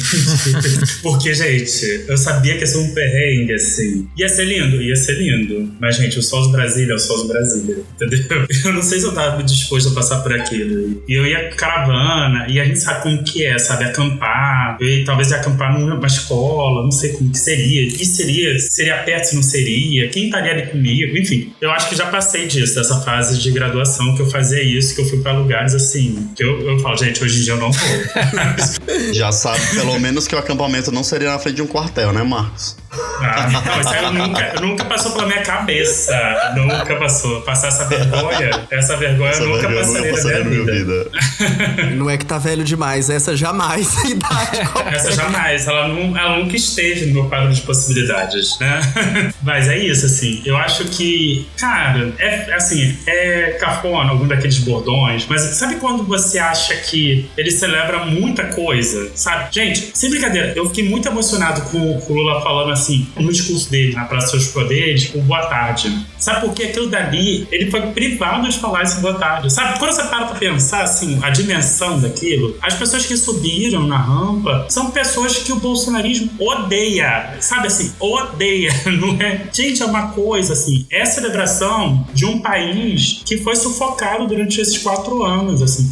E eu volto mais, assim, não sei se nem a gente pode falar 4 anos, porque eu acho que a gente tem que demarcar o golpe. Porque, assim, o bolsonarismo começou com o Temer, sabe? Foi o Temer que tirou os militares. Várias das políticas que o bolsonarismo aprofundou começou com o Temer. Então, assim, é a partir do golpe, né? Então, são 6 anos aí. Gente, mas, sabe, assim, eu acho que eu ainda não consegui captar e tentar tornar, sei lá, inteligível o que aconteceu, sabe? Que foi tão emocionante, assim, sabe? De você se arrepiar, de você ver, sabe? As pessoas falando assim, gente, isso é anistia, aquilo dali foi de uma força. Você tem um presidente que reconhece que as pessoas morreram na pandemia, sabe? Assim, tem umas coisas que o democracia é pra sempre, é muita coisa. Eu fiquei ouvindo, eu falo, gente, isso aí é interessante estar num livro, né? Eu fiquei muito pensando nisso, assim. Pegar os discursos, publicar em algum lugar, sabe? Para as pessoas terem esses acessos, né? Da gente pensar e destrinchar, né? E que aquele Brasil que elegeu o Lula e que subiu com ele na rampa seja efetivamente o Brasil do governo dele, né? Eu acho que é um pouco o que a gente estava pautando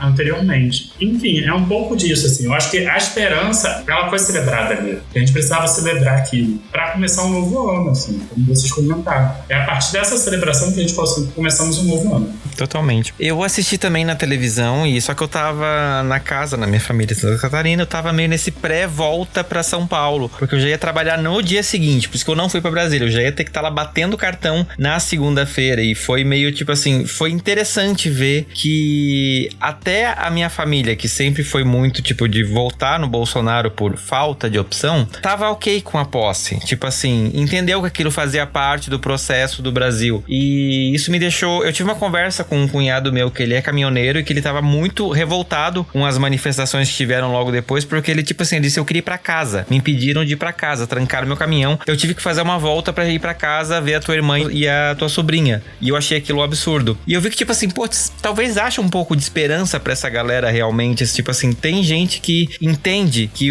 a regra do jogo é essa, você ganha e você perde. Infelizmente não foi o que a gente viu no domingo, né? Logo na sequência, no dia 8, que a gente teve aqueles atos horrendos de terrorismo que a gente acompanhou. E eu queria saber como foi pra vocês, porque assim, eu confesso pra vocês que, apesar de eu achar que aquilo poderia acontecer, passou uma semana que uma parte de mim relaxou, que uma parte de mim pensou tipo assim, não, talvez vá dar certo, talvez as pessoas vão aceitar, talvez essa galera do quartel realmente vá perceber que eles estão sendo idiotas e vão embora. Quando eu vi aquilo no dia 8, aquele movimento, aquela destruição, eu fiquei um pouco horrorizado, chocado, porque eu pensei, a gente ainda tá correndo perigo. E logo na semana seguinte, quando começou a investigação e aquela minuta golpista que o Bolsonaro dá a entender na última live dele, falando que tentou arrumar isso daí, e você vê que realmente, né, a gente sofreu uma tentativa de golpe, me trouxe de volta essa realidade que a posse me deixou meio suspenso, assim, me trouxe de volta pra terra. Então, hoje eu gravo esse episódio com esse sentimento de celebração, mas ao mesmo tempo de que a gente precisa sempre estar atento, sempre tomando cuidado, porque a gente ganhou essa batalha, mas a guerra ainda tá longe de terminar, né? Como que vocês lidaram com essa diferença, assim, de uma semana a gente tá ali celebrando, curtindo, e na semana seguinte a gente recebe esse choque de realidade? Como foi pra vocês isso? É preciso estar atento e forte. É importante a gente nunca esquecer isso. Eu sempre pensei que aquilo poderia acontecer. Ainda acredito que vai acontecer alguma coisa tão ruim quanto, tá? E assim, é muito bizarro a gente pensar no que aconteceu, né? Por mais que eu imaginasse que aquilo poderia acontecer, eu não esperava que aquilo fosse acontecer. Porque assim, é como uma utopia, né? É a diferença entre sonho e utopia. Sonho, você dá um passo e aquela estrela fica um passo mais próximo. Você dá mais um passo, a estrela fica um passo mais próximo. Utopia, você dá um passo, a estrela se afasta um passo. Você dá um passo, a estrela afasta um passo. É um negócio assim, que você imaginava, ah, beleza, acho que pode acontecer, mas você não conseguia imaginar como que aquilo poderia acontecer, né? Você pensa, não vou invadir um negócio porque tem muita segurança, não vou fazer isso porque já vai ser outro governo, não vai... Mas é muito doido. E acho que só mostrou que a gente subestima ainda a cabeça de bolsonarista. Acho que esses acampamentos vieram mostrar isso. E dentre as teorias, acho que a que eu mais acredito é a teoria da cloroquina, que a cloroquina, ela mexe com a cabeça, comprovado cientificamente, tá? O uso indevido da cloroquina, ela mexe com a percepção de realidade, que as pessoas que tomam esse medicamento, elas começam a criar uma realidade que não existe. Cria na própria cabeça uma realidade, começa a acreditar piamente naquilo. E também todo o movimento quase que de lavagem cerebral que o bolsonarismo, ele colocou na população, né? Acho que foi uma coisa linkada com a outra. E é um projeto, assim como o projeto de deixar com que mais de 600 mil brasileiros morressem por causa de Covid, foi um projeto. Acho que esse desenho todo que a gente viu sendo construído até o ataque terrorista, né, que a gente teve, que a gente sofreu, foi tudo muito bem orquestrado. Muito bem não, né? Foi tudo orquestrado. Bem orquestrado não, foi tudo orquestrado. E tava no processo. Teve coordenação, teve investimento, não, que não vai ter retorno, teve gasto, né? Teve gasto, teve muita bagunça. Foi uma coisa assim que até hoje a gente assiste as coisas na televisão, assiste o documentário, assiste a matéria. A gente fala, gente, como é que pode? Como é que a gente viveu um negócio desse? O Thiago falou sobre a capa do The New York Times, né? No final de semana falaram sobre a posse do Lula e que o derrotado ficou calado. No outro final de semana, uma tentativa de golpe no país. Fala, caralho, como assim? Eu já fico pensando, eu já trabalhei em veículo de comunicação em jornal, quase na redação. Eu fico pensando na pessoa que vai fazer a retrospectiva no final do ano, ela já tem que estar começando a trabalhar agora pra fazer, porque vai ser um ano com muita coisa. Só que diferente do ano passado, espero que muita coisa boa, né? A gente já tá vendo muita coisa boa acontecendo, outro tipo de energia. E assim, foi inimaginável e até hoje eu não consigo entender o que foi que aconteceu. E assim, fico feliz de ver que todo mundo que foi preso foi vacinado. Eu acho que sim, a gente foi anunciado, né? Isso aí tudo foi premeditado, a gente sabia o que aconteceu. Acho que a surpresa talvez seja o dia que tenha sido feito, porque a gente achava que talvez ia acontecer antes da posse do Lula, alguma coisa assim. Querendo ou não, no dia que tava recebendo a notícia, me assustava o quanto tinha de conivência ali, né? Tipo assim, a gente sabe o que aconteceu ali, abriram as portas, as pernas, tudo ali pra poder acontecer. Eu tinha escutado um podcast que é da Rádio Novelo, que é muito bom, todos são muito bons, né, mas tem agora o Rádio Novelo Apresenta, que foi antes desse golpe terrorista aí, que se chama 72 Horas, que eu acho interessante. Eu falei negócio de seita, tô cismada com isso, só que eles fazem um contraponto de como o pensamento dessas pessoas tá tomado. Isso aí é um projeto, não são só, a gente quer achar mais de louco, porque, gente, eles estão cagando no meio do negócio. Isso aí pra gente, o caminho mais fácil é chamar loucura, mas é tudo muito orquestrado ali, tem muito financiamento acontecendo, mas tem muita gente cooptada nesse bolsonarismo, mesmo sem o Bolsonaro, mesmo ele passeando no supermercado, tranquilo lá na Flórida, de boa. Isso ainda tá acontecendo, tá muito forte isso. Então não é necessariamente surpresa. O que eu tiro ainda disso tudo é que tem alguns posicionamentos que foram muito importantes do governo Lula e que eu espero que as pessoas cada vez mais cumpram isso. Eu vi um TikTok americano falando que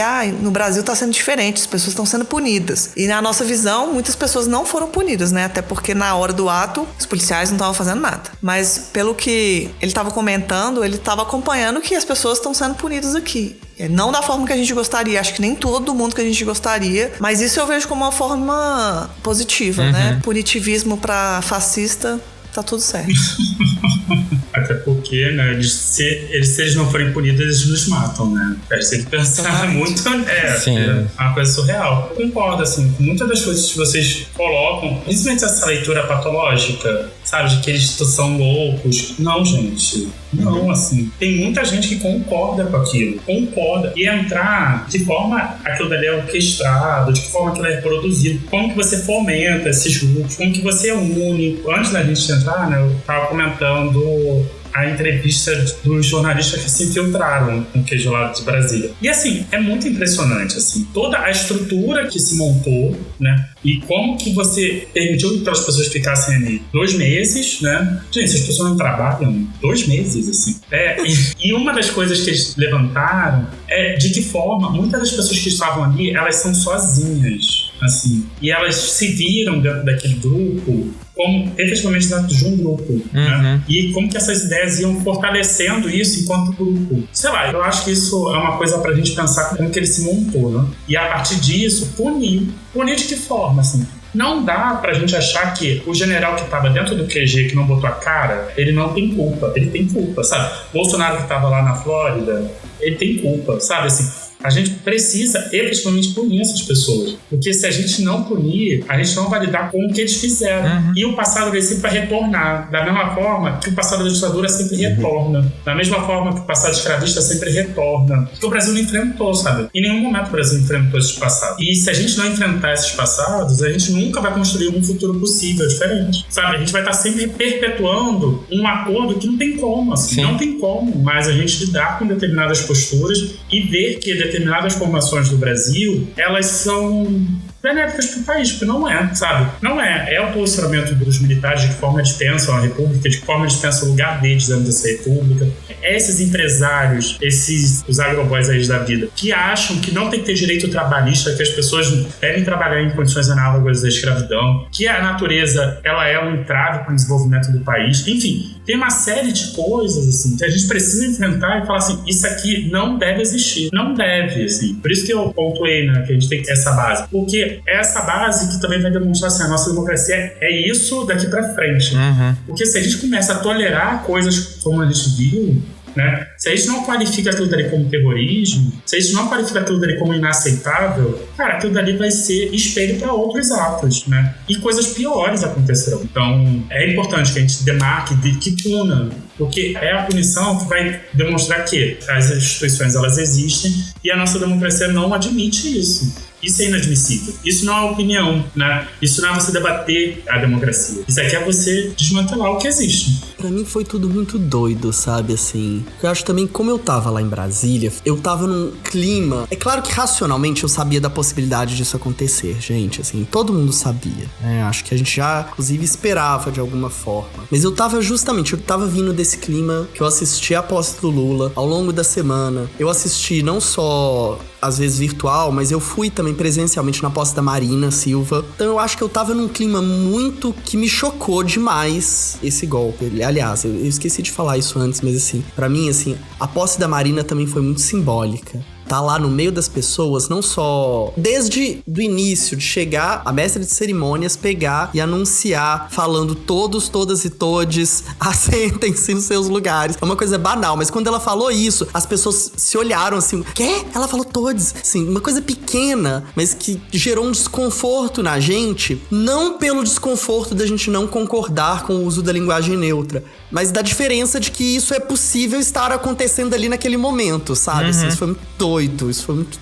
As pessoas se entreolharam, assim, né? De não ter essa expectativa, de estar acostumado com umas coisas, né? Com a institucionalidade dominada por esses fascistas, que inclusive domina até esses pequenos ritos. Então a gente vê até esses pequenos ritos, essas pequenas coisas transformadas, assim, mostra como é muito mais profundo tudo, né? Tanto nossa cultura mesmo realmente democrática, quanto também como é mais profundo também esses fascismos. Então eu acho, assim, que eu realmente me choquei quando eu vi aquilo, assim. E me choquei também porque foi muito doido. Apesar que eu tava literalmente a poucas quadras ali, fisicamente, eu tava ficando ali na 107 Norte, que é muito próximo de onde as coisas estavam acontecendo. Mas eu fui saber pela internet, né? Porque eu não tava ouvindo, não tava vendo, né? Eu já tava meio doente quando começou também. Foi muito doido. Muito doido estar lá em Brasília e pensar, e também começasse, gente, vai começar uma intervenção federal, uma GLO aqui, eu tô aqui nesse lugar. Será que eu vou poder ir embora? Como é que esses troços funcionam? Sim. E olha que eu sou advogado cientista político, teoricamente eu sei, mas na hora a gente esquece essas coisas, já começa a pensar na paranoia. Como é que vai funcionar isso? Foi uma coisa muito esquisita isso tudo, assim. Mas eu acho, assim, falando um pouco das repercussões, eu acho que a forma como estão lidando com isso tá incrível, porque eu acho, assim, um dos grandes problemas que eu acho que a gente viveu no Brasil, acho que o Marcos já falou isso aqui de uma forma muito boa, um dos grandes problemas que a gente vive, que não é recente, é a tolerância da nossa democracia, das nossas instituições, com as violações mais básicas de direitos humanos, com as violações, inclusive, da própria institucionalidade. Instituição, gente, é mais do que um prédio que tá lá, é mais do que simplesmente um texto que tá escrito. Se as coisas não criam de alguma forma uma cultura, um costume, uma repetição, as coisas meio que vão desfacelando. Então, a importância de uma punição, e uma punição não é necessariamente uma prisão, mas pode ser também em alguns casos, né?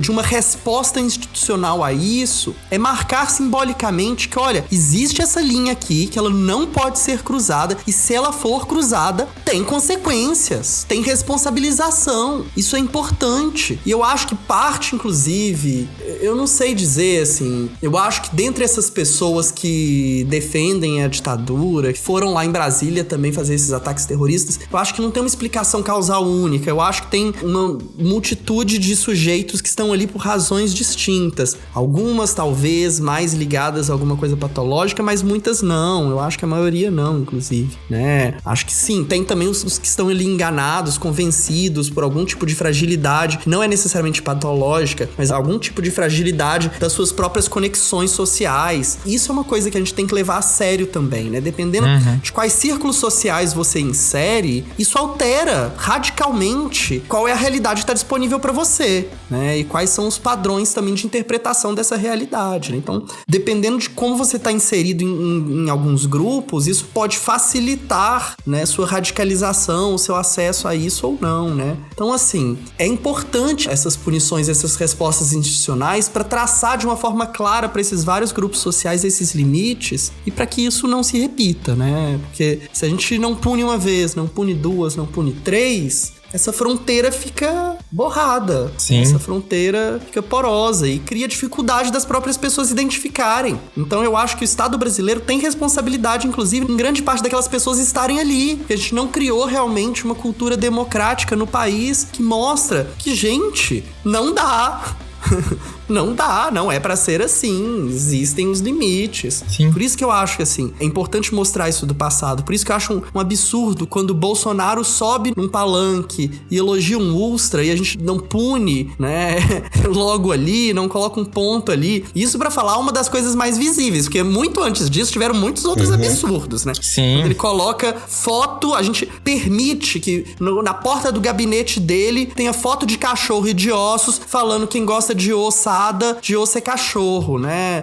Isso em referência aos esforços da gente tentar, né, lidar com a memória da ditadura e encontrar os mortos e torturados. Quando a gente começa a tolerar isso, a gente cria essa margem social para essa radicalização. Basicamente, tá falando que, olha, essas instituições não vão punir isso. Isso está dentro da normalidade. A gente normaliza isso. Então isso é um absurdo, né? Isso é inaceitável. E eu acho que tem conseguido, de alguma forma, assim, antes tarde do que nunca, né? Ou antes tarde do que mais tarde, temos conseguido dar uma resposta. O judiciário tá bastante, né? Assim, o povo tá criticando muito o Alexandre de Moraes, mas eu acho, inclusive, uma crítica muito injusta. Geralmente é quem não entende porcaria nenhuma de direito. E também a mídia também tá reportando de forma muito ruim, personalizando o Alexandre, esquecendo que grande parte das decisões dele passam pelo plenário, né? Tem respaldo de um coletivo, de outras pessoas, né? Então, assim, acho que é importante. Eu tenho gostado. Vamos ver quais serão os próximos passos, né? E torcer, acho que a Letícia também mencionou, não foi nessa pergunta, mas eu acho que eu queria trazer uma coisa de volta, assim. Eu acho que um passo que a gente tem que dar também é muito desse descalabro, desses horrores que a gente viveu nos últimos anos e que a gente tá vivendo agora, tem vários eixos de causalidade aí, como eu já mencionei. Mas tem um também, que são as igrejas. A Letícia já falou um pouco disso, eu acho importante a gente voltar aqui. Eu acho que, assim, a gente tem que pegar e bater nessa tecla. A gente tem que colocar um limite também. Não, isso não é ser intolerante religioso, não é ser contra a liberdade religiosa, mas é lembrar que a religião também não é um véu mágico que te protege de responsabilização. Você fez discurso de ódio, pouco me importa se você estava num púlpito de uma igreja, se você é pastor, se você acredita em Deus, discurso de ódio é crime. Ponto. Existem limites. E eu acho que a gente tem que começar a responsabilizar lideranças religiosas que tiveram um papel muito grande nisso. E ainda permanecem tendo. Se a gente não fizer isso, a gente vai deixar uma das engrenagens que permitiu todo esse absurdo e que nos toca aqui entre nós, mais do que grande parte da população, que envolve também os descalabros específicos, envolve da nossa vida direta, né? É legitimação de homofobia, lesbofobia, transfobia, bifobia. São os nossos corpos que acabam no final sendo violentados por causa desses descalabros que estão sendo falados. Então, se a gente não pegar e também não investigar isso, investigar muito bem o que acontece dentro dessas igrejas e não punir também, não só discurso de ódio, né, desvios de dinheiro, né, usos políticos indevidos de igrejas para favorecimento de determinados candidatos. Se a gente não fizer isso muito bem feito, eu acho que o trabalho vai ficar pela metade. Sim. Não, eu concordo plenamente. Eu, inclusive, ia apontar... Depois teve um vídeo que tá circulando na internet, né? Da hora que a polícia chega lá dentro e coloca aquela galera toda no chão e uma mulher simplesmente levanta e ela se acha no direito de ir saindo. Tanto que ela é derrubada por o policial e algemada. O que me fez pensar essa cena foi o seguinte. Essa galera tá tão acostumada à impunidade que eles acham realmente que eles estão acima do bem e do mal e que vão fazer qualquer coisa e que tá tudo certo. Eles vão sair andando como se nada tivesse acontecido. Então eu acho que realmente, na minha opinião, a principal engrenagem que trouxe a gente nesse ponto é justamente a falta de punição. Esse limite do que é certo, do que a lei diz que não pode, ficou muito borrado, porque o presidente anterior fazia isso o tempo todo, nunca sofreu punição. A gente tem uma série de pessoas que são influentes que, tipo assim, cometeram absurdos e ninguém falou nada, só a esquerda apontou. Então, realmente, na minha opinião, esse ponto de, tipo assim, não ter uma punição foi o que causou tudo isso, porque as pessoas se sentiram no direito de entrar num prédio público e quebrar tudo como se não fosse nada, de pegar a cadeira de um juiz e jogar no meio da rua como se não fosse nada. Uma coisa que eu jamais faria, porque tipo assim, eu tenho medo de ser preso, sabe? Eu não vou xingar um policial porque eu tenho medo de levar uma porretada no meio da cara. É isso que me deixou mais impressionado, essa galera realmente perdeu o medo. E assim, é lógico que a polícia não tem que, né, ser essa entidade de medo, mas assim, esse momento que a gente sofre, tipo assim, a gente sabe, tem essa consciência de que você não vai fazer umas coisas porque você vai sofrer uma consequência. Essa galera perdeu, não tem. Eu acho que eles encararam isso de uma forma muito dura até agora, que tipo, acho que talvez pra alguns deles deu um choque de realidade. Aquela mulher ser derrubada e algemada, e a reação da galera ali no chão, pra mim, apresentou muito isso. E talvez eu veja essa situação como uma forma de a gente conseguir trazer um pouco de luz pra essa galera que tá iludida, que tá achando que realmente... Tem uma galera que é muito ruim, que é maldade mesmo, que vai fazer isso quantas vezes for necessário, mas eu vejo que tem uma galera que se deixou iludir e que talvez agora tenha a chance de colocar a cabeça no lugar de novo e pensar que, opa, a gente não tá com essa liberdade toda de fazer o que bem entende, o que bem quer, como a gente achou que era, como a gente foi incentivado a pensar nos últimos anos. E eu queria ouvir a opinião de vocês, né, a última pergunta dessa pauta, o que vocês acham que tudo isso que aconteceu da eleição pra cá vai nos trazer pro futuro? Eu, particularmente, tenho um pouco dessa esperança de que com o passar do tempo a gente vai conseguir botar a cabeça de muita gente no lugar e talvez a gente consiga terminar um mandato do Lula. Eu não acho que ele vai tentar concorrer de novo, até porque ele não tem nem mais idade pra isso, e eu acho que ele já tá passando por poucas e boas já com um mês de governo praticamente, mas assim, eu acho que talvez a gente tenha esperança de que na próxima eleição a gente consiga ter um debate minimamente saudável, o que a gente não viu nesses últimos anos. O que vocês acham? Acho que todo mundo tá pensando na tua resposta, porque foi muito cabuloso. Futurologia eu sempre acho difícil fazer, né? Não sei. Prever o Brasil é o jogo mais arriscado do mundo. Como diz House of Cards, né? Não dá pra competir. Cara, não dá não, é muito louco. Eu acho que é meio, talvez eu possa soar um pouco repetitivo aqui, mas é um pouco de esperança mesmo. É o que o governo tá dando pra gente e o que a gente votou é com esperança. E não é uma esperança totalmente... Acho que uma esperança porque a gente já viveu o governo do PT e pra mim tem vários pontos positivos que a gente já viveu do governo PT. Tem os negativos, mas muitos pontos positivos.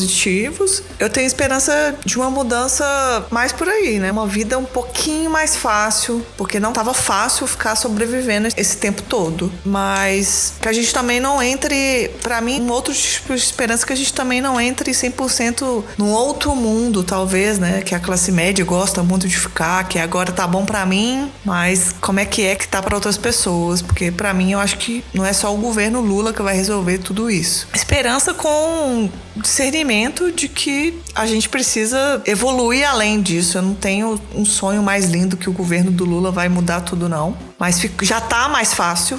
Já tá mais fácil do que o ano passado. Apesar de todas as loucuras que já estão acontecendo nesse começo de ano, já tá melhor. A gente escutar o Silvio falando que a gente existe, tudo tá melhor. Já tá melhor. Já tô vivendo um ano melhor. Então é um misto desses sentimentos, assim. Prever muita coisa, eu não sei. Mas é esse mexidão de coisas. O país não é pra amadores, né? Não dá pra gente imaginar nem o que vai acontecer uma semana depois de uma posse-presidencial, né? Que foi um mundo de coisa que já aconteceu na semana seguinte, né? Assim como a Letícia, eu também tô bem esperançoso. Do fundo do meu coração, eu não tenho a mínima intenção de lutar pela sanidade de bolsonarista, de jeito nenhum. Não tenho a mínima intenção, tô zero empatia com isso, zero empatia. Inclusive com meu primo, que teve que cancelar o casamento por causa da pandemia, que eu denunciei depois pra polícia lá fechar a festa dele. Fiquei bem feliz com isso, fiquei satisfeito. Ele ficou com prejuízo? Sim. Se ele ficou triste, eu fiquei feliz. Esfreguei isso na cara dele depois, ele ficou puto e seguiu a vida.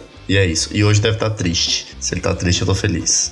Mas assim, eu tô bem esperançoso. Acho que esses discursos, algumas coisas estão acontecendo, tem muito do romantismo que é necessário colocar em cima da propaganda de tudo que tá acontecendo, né? Acho que todo esse simbolismo, acho que ele é realmente necessário. Mas tem umas coisas que eu olho e penso assim, meu Deus do céu, eu não precisava disso. Isso foi a Janja. Eu só penso assim, foi a Janja. Falou assim, paiinho, faz o seguinte, vamos gravar um vídeo assim e tal, é legal pro TikTok, sabe? Acho que nesse momento a gente precisa disso, tá?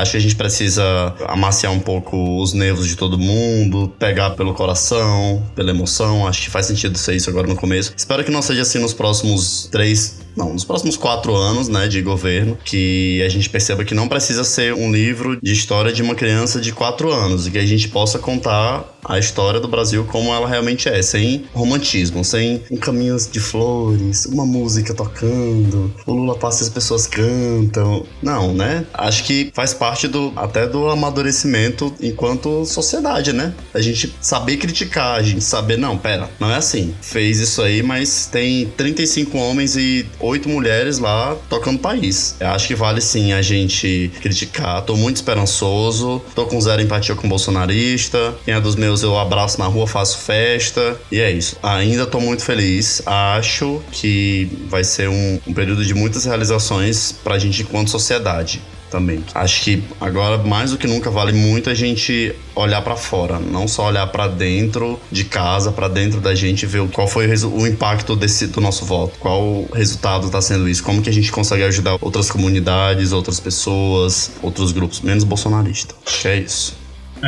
Assim, eu também tô com muita esperança, mas é engraçado, eu não sei se vocês têm isso também, né, mas eu acho que quando a gente tem um sonho, ele permite a gente pensar num horizonte, assim, né, e aí, bem, é óbvio que o nosso sonho ele não precisa estar necessariamente canhado na realidade, porque assim, senão não vai ser sonho. E eu acho que assim, a gente pode sonhar com uma outra democracia, sabe assim, sei lá, gente, eu queria poder chegar aqui e falar assim, eu sonho que no final dos 4 anos a gente teria sim uma cidadania ampliada, sabe, a gente teria discutido a desmilitarização da segurança pública, a gente estaria discutindo o genocídio da população negra, a gente estaria discutindo o genocídio da população indígena, o desmatamento. Mas será que isso vai acontecer? Não sei. Mas assim, o sonho tá ali, e se esse sonho não existir, a gente também não vai construir esse caminho para isso, né? Por isso que eu acho que assim, é pensar que aquele horizonte pode ser alcançado, é que a gente vai enfrentar o passado, é que a gente vai fazer a punição que deve ser feita, é que a gente vai demandar que aquelas promessas de campanha sejam efetivamente realizadas, né? Disputas, tensões vai existir, porque faz parte da política, né?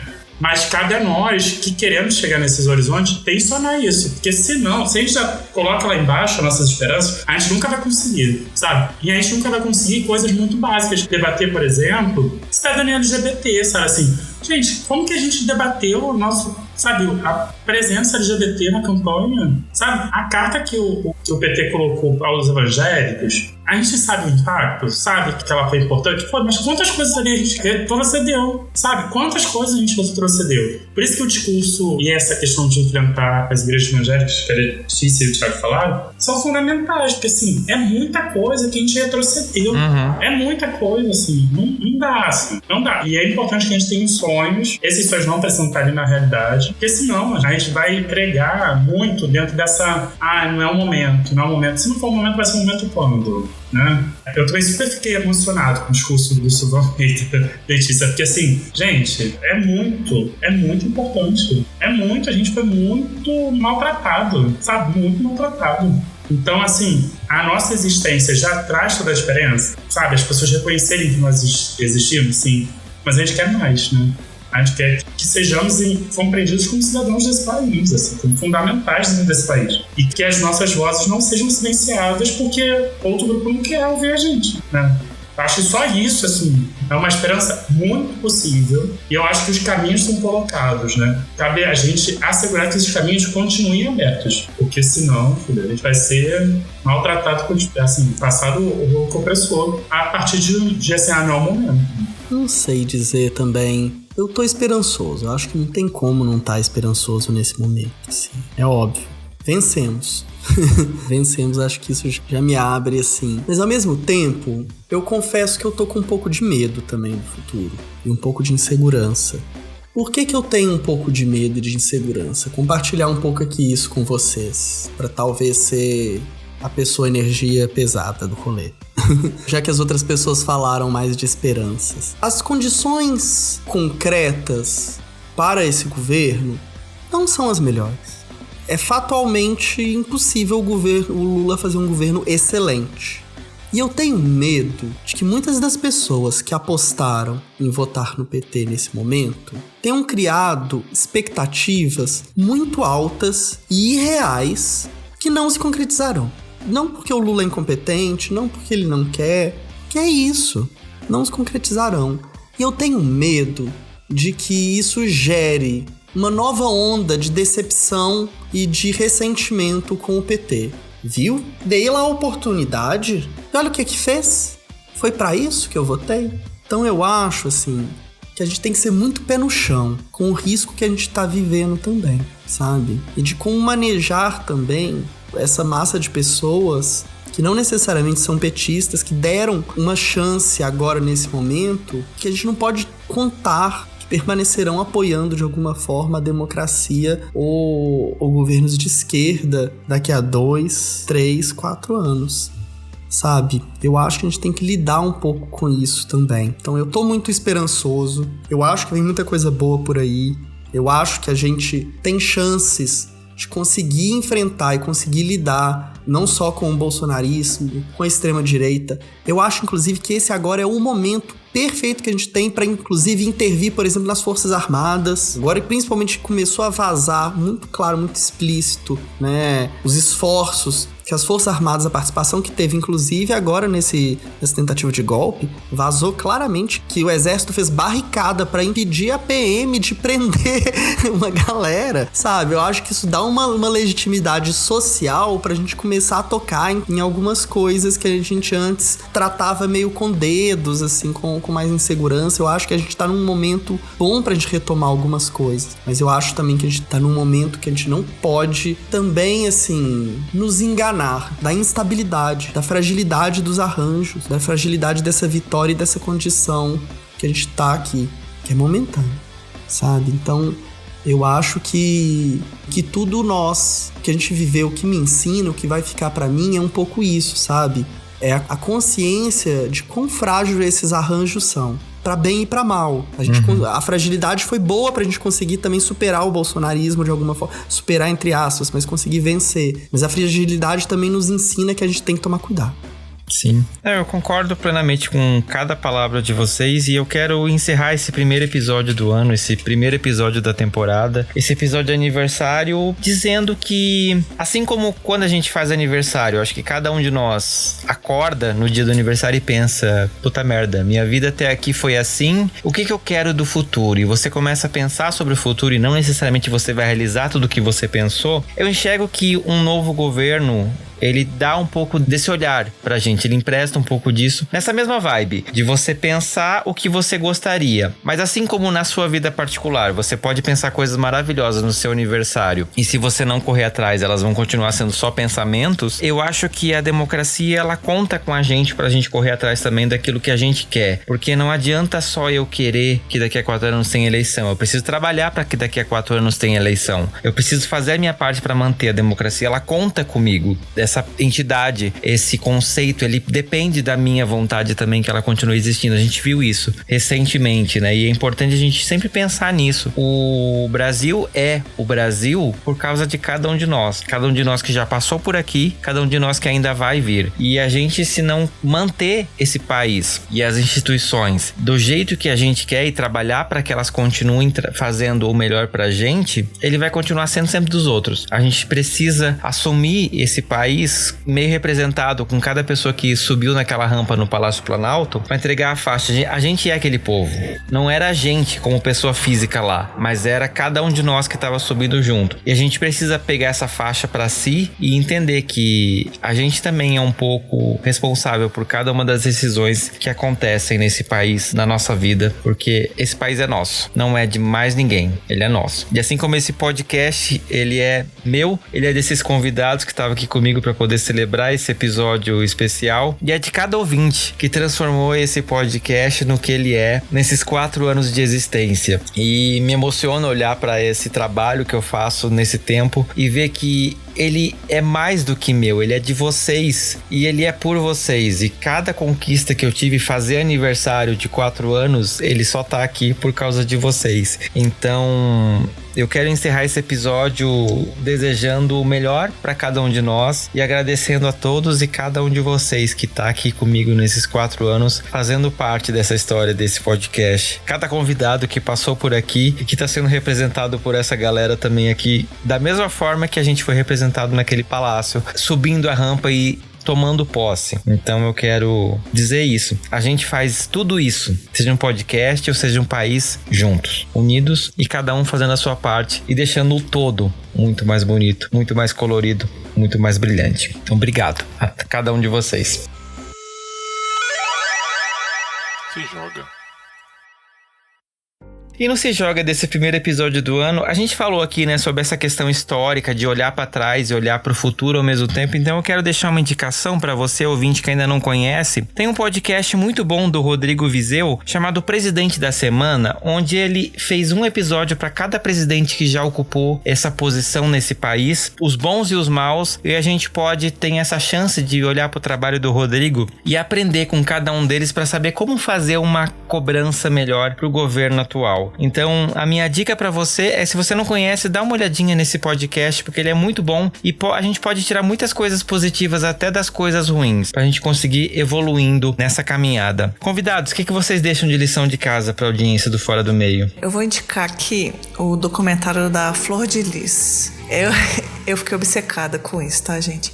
Eu assisti os dois, da HBO e da Globoplay, mas se for assistir só um, eu acho que o da Globoplay tá melhor. Inclusive porque eu acho que a direção é feita por uma mulher negra, então eu acho que tem uma visão mais interessante, digamos assim. Mas se você ficar obcecada com a história igual eu, assiste tudo que tem pra assistir. Eu acho que linkam com um pouco que a gente começou a falar aqui, porque é muito assustador como algumas igrejas evangélicas são tratadas como um negócio e como as pessoas... Tem uma frase que eu não esqueço que ela fala, tipo, que é passado ali. Não, separar não, porque vai horrorizar no nome da igreja. Mas matar tudo bem, né?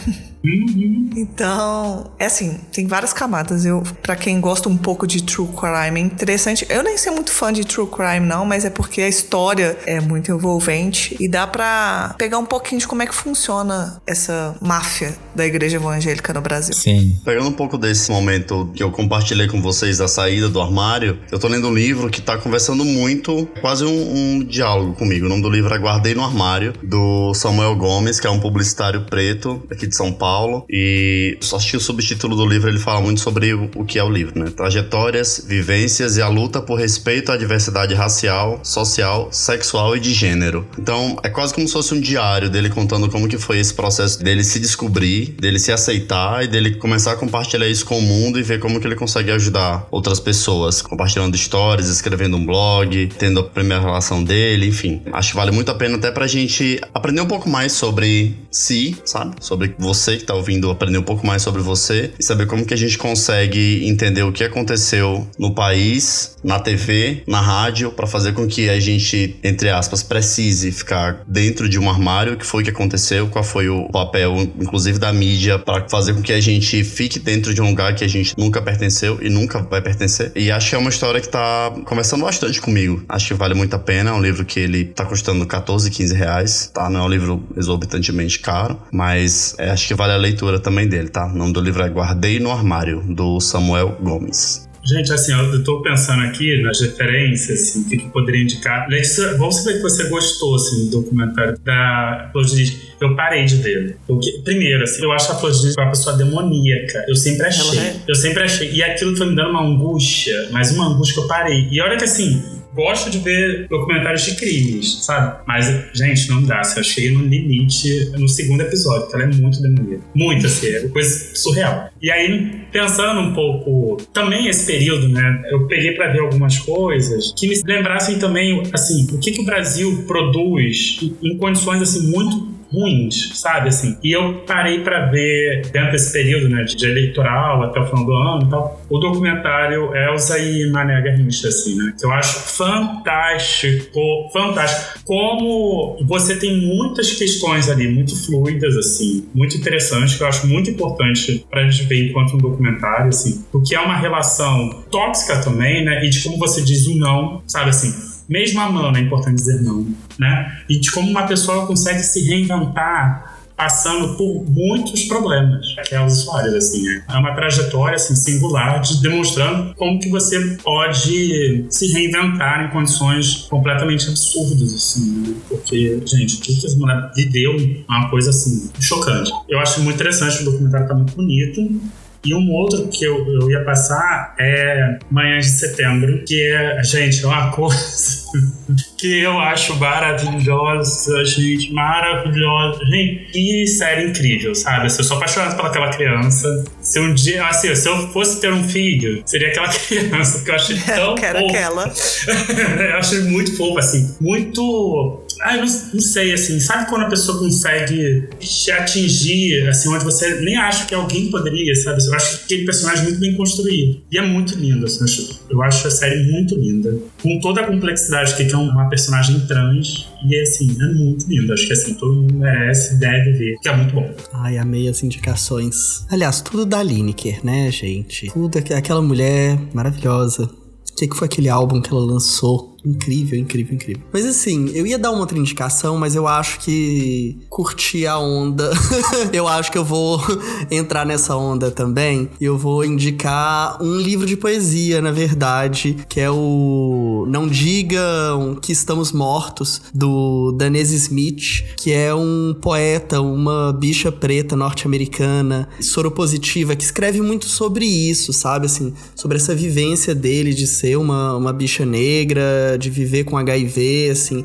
E a poesia dele, assim, ele consegue misturar tanta coisa, assim, de uma forma tão crua, tão bonita, assim, de falar da dor, falar da violência, mas falar também do desejo, falar do tesão, falar do futuro, assim. Conseguir misturar todas essas coisas, conseguir, de alguma forma, conversar, por exemplo, dialogar sobre o assassinato, esse genocídio da juventude negra, mas pensando também em futuros para jovens negros, não só falando dessas mortes, sabe, assim. É uma poesia que tem me afetado muito. Eu acabei de ler agora há pouco, assim, gostei muito, acho que dialoga também com as outras indicações que foram feitas, né, Lineker, Elza, né, entre outras aí. Maravilha. E, gente, como que o pessoal acha vocês na internet, nas redes sociais? Pra me achar, todas as redes sociais é @sapajusta. Ai, não me achem, gente. Pronto, é isso. Eu cansei de redes sociais, eu nunca gostei muito. Tá off. Não me achem, obrigado. Boa. Você encontra o Desculpa Atraso no @DesculpaPodcast, tá? Nas redes sociais também. Você também pode acessar o www. Nossa, ainda falam www, né? Que coisa. Acesse o desculpapodcast.com.br, tá? No site você vê os episódios do podcast, também links para as redes sociais e também como você pode ouvir, onde você pode ouvir, plataformas de áudio, link, tudo direitinho. Fernando, obrigado pelo convite. Foi incrível. É legal que você tem um site. Acho tão legal ter Acho chique. site assim. Site organiza. Site organiza. Porque assim, eu já acho rede muito caótica, gente. Rede social. E eu tenho uns momentos que assim, eu não quero muito. Eu não quero estar muito público. Então, assim, eu meio me fecho. Mas é isso, assim. Se quiserem ouvir o podcast Atlântico Negro nas redes sociais, é isso. Arrasaram. Gente, esse ano eu quero que você, ouvinte, participe muito mais comigo no Telegram, porque a gente tem um grupo de ouvintes lá no Telegram, e assim, eu acho aquele grupo muito parado. Eu queria mais essa opinião de vocês, eu queria saber o que vocês estão achando desse trabalho, do podcast e tudo. Vai lá, gente, eu não vou nem indicar outra coisa, eu quero vocês no Telegram. Sai daqui agora e vai no Telegram. É um pedido de aniversário, não pode dizer não pro aniversariante. Acabou. Gente, eu quero agradecer demais Thiago, Marcos, Letícia, David, por estarem aqui comigo, dividindo um pouquinho dessa visão de vocês. Assim, é um episódio de aniversário, um episódio que eu tenho muito carinho, porque eu particularmente adoro fazer aniversário, e eu tô muito contente de vocês estarem aqui comigo, dividindo esse momento, né, do podcast, marcando mais esse capítulo do Fora do Meio. De todo o meu coração, muitíssimo obrigado a todos vocês. Obrigada, gente, adorei estar aqui e sempre aprendendo muito com todo mundo, e foi muito foda. E parabéns, feliz aniversário. Parabéns, Fernando, parabéns Fora do Meio. Parabéns, Fora do Meio. Parabéns, Fora do Meio. Eu queria também agradecer imensamente. Acho que assim, nosso papo é sempre muito revigorante, né? E fortalece as nossas esperanças. Eu fico muito feliz de estar participando e estar aqui nessa data tão importante, né? Comemorativa do aniversário. E que possa ter muitos mais anos, né? Por favor, por favor. Vamos dobrar a meta, como diria a Dilma. Bom, e é isso, gente. Eu quero agradecer você que nos ouviu até aqui. Segue a gente lá no Instagram. Todos os links estão aqui na descrição do episódio. E é isso. Até a próxima. Tchau, tchau. Tchau. Tchau, tchau. Tchau, tchau, gente. Tchau.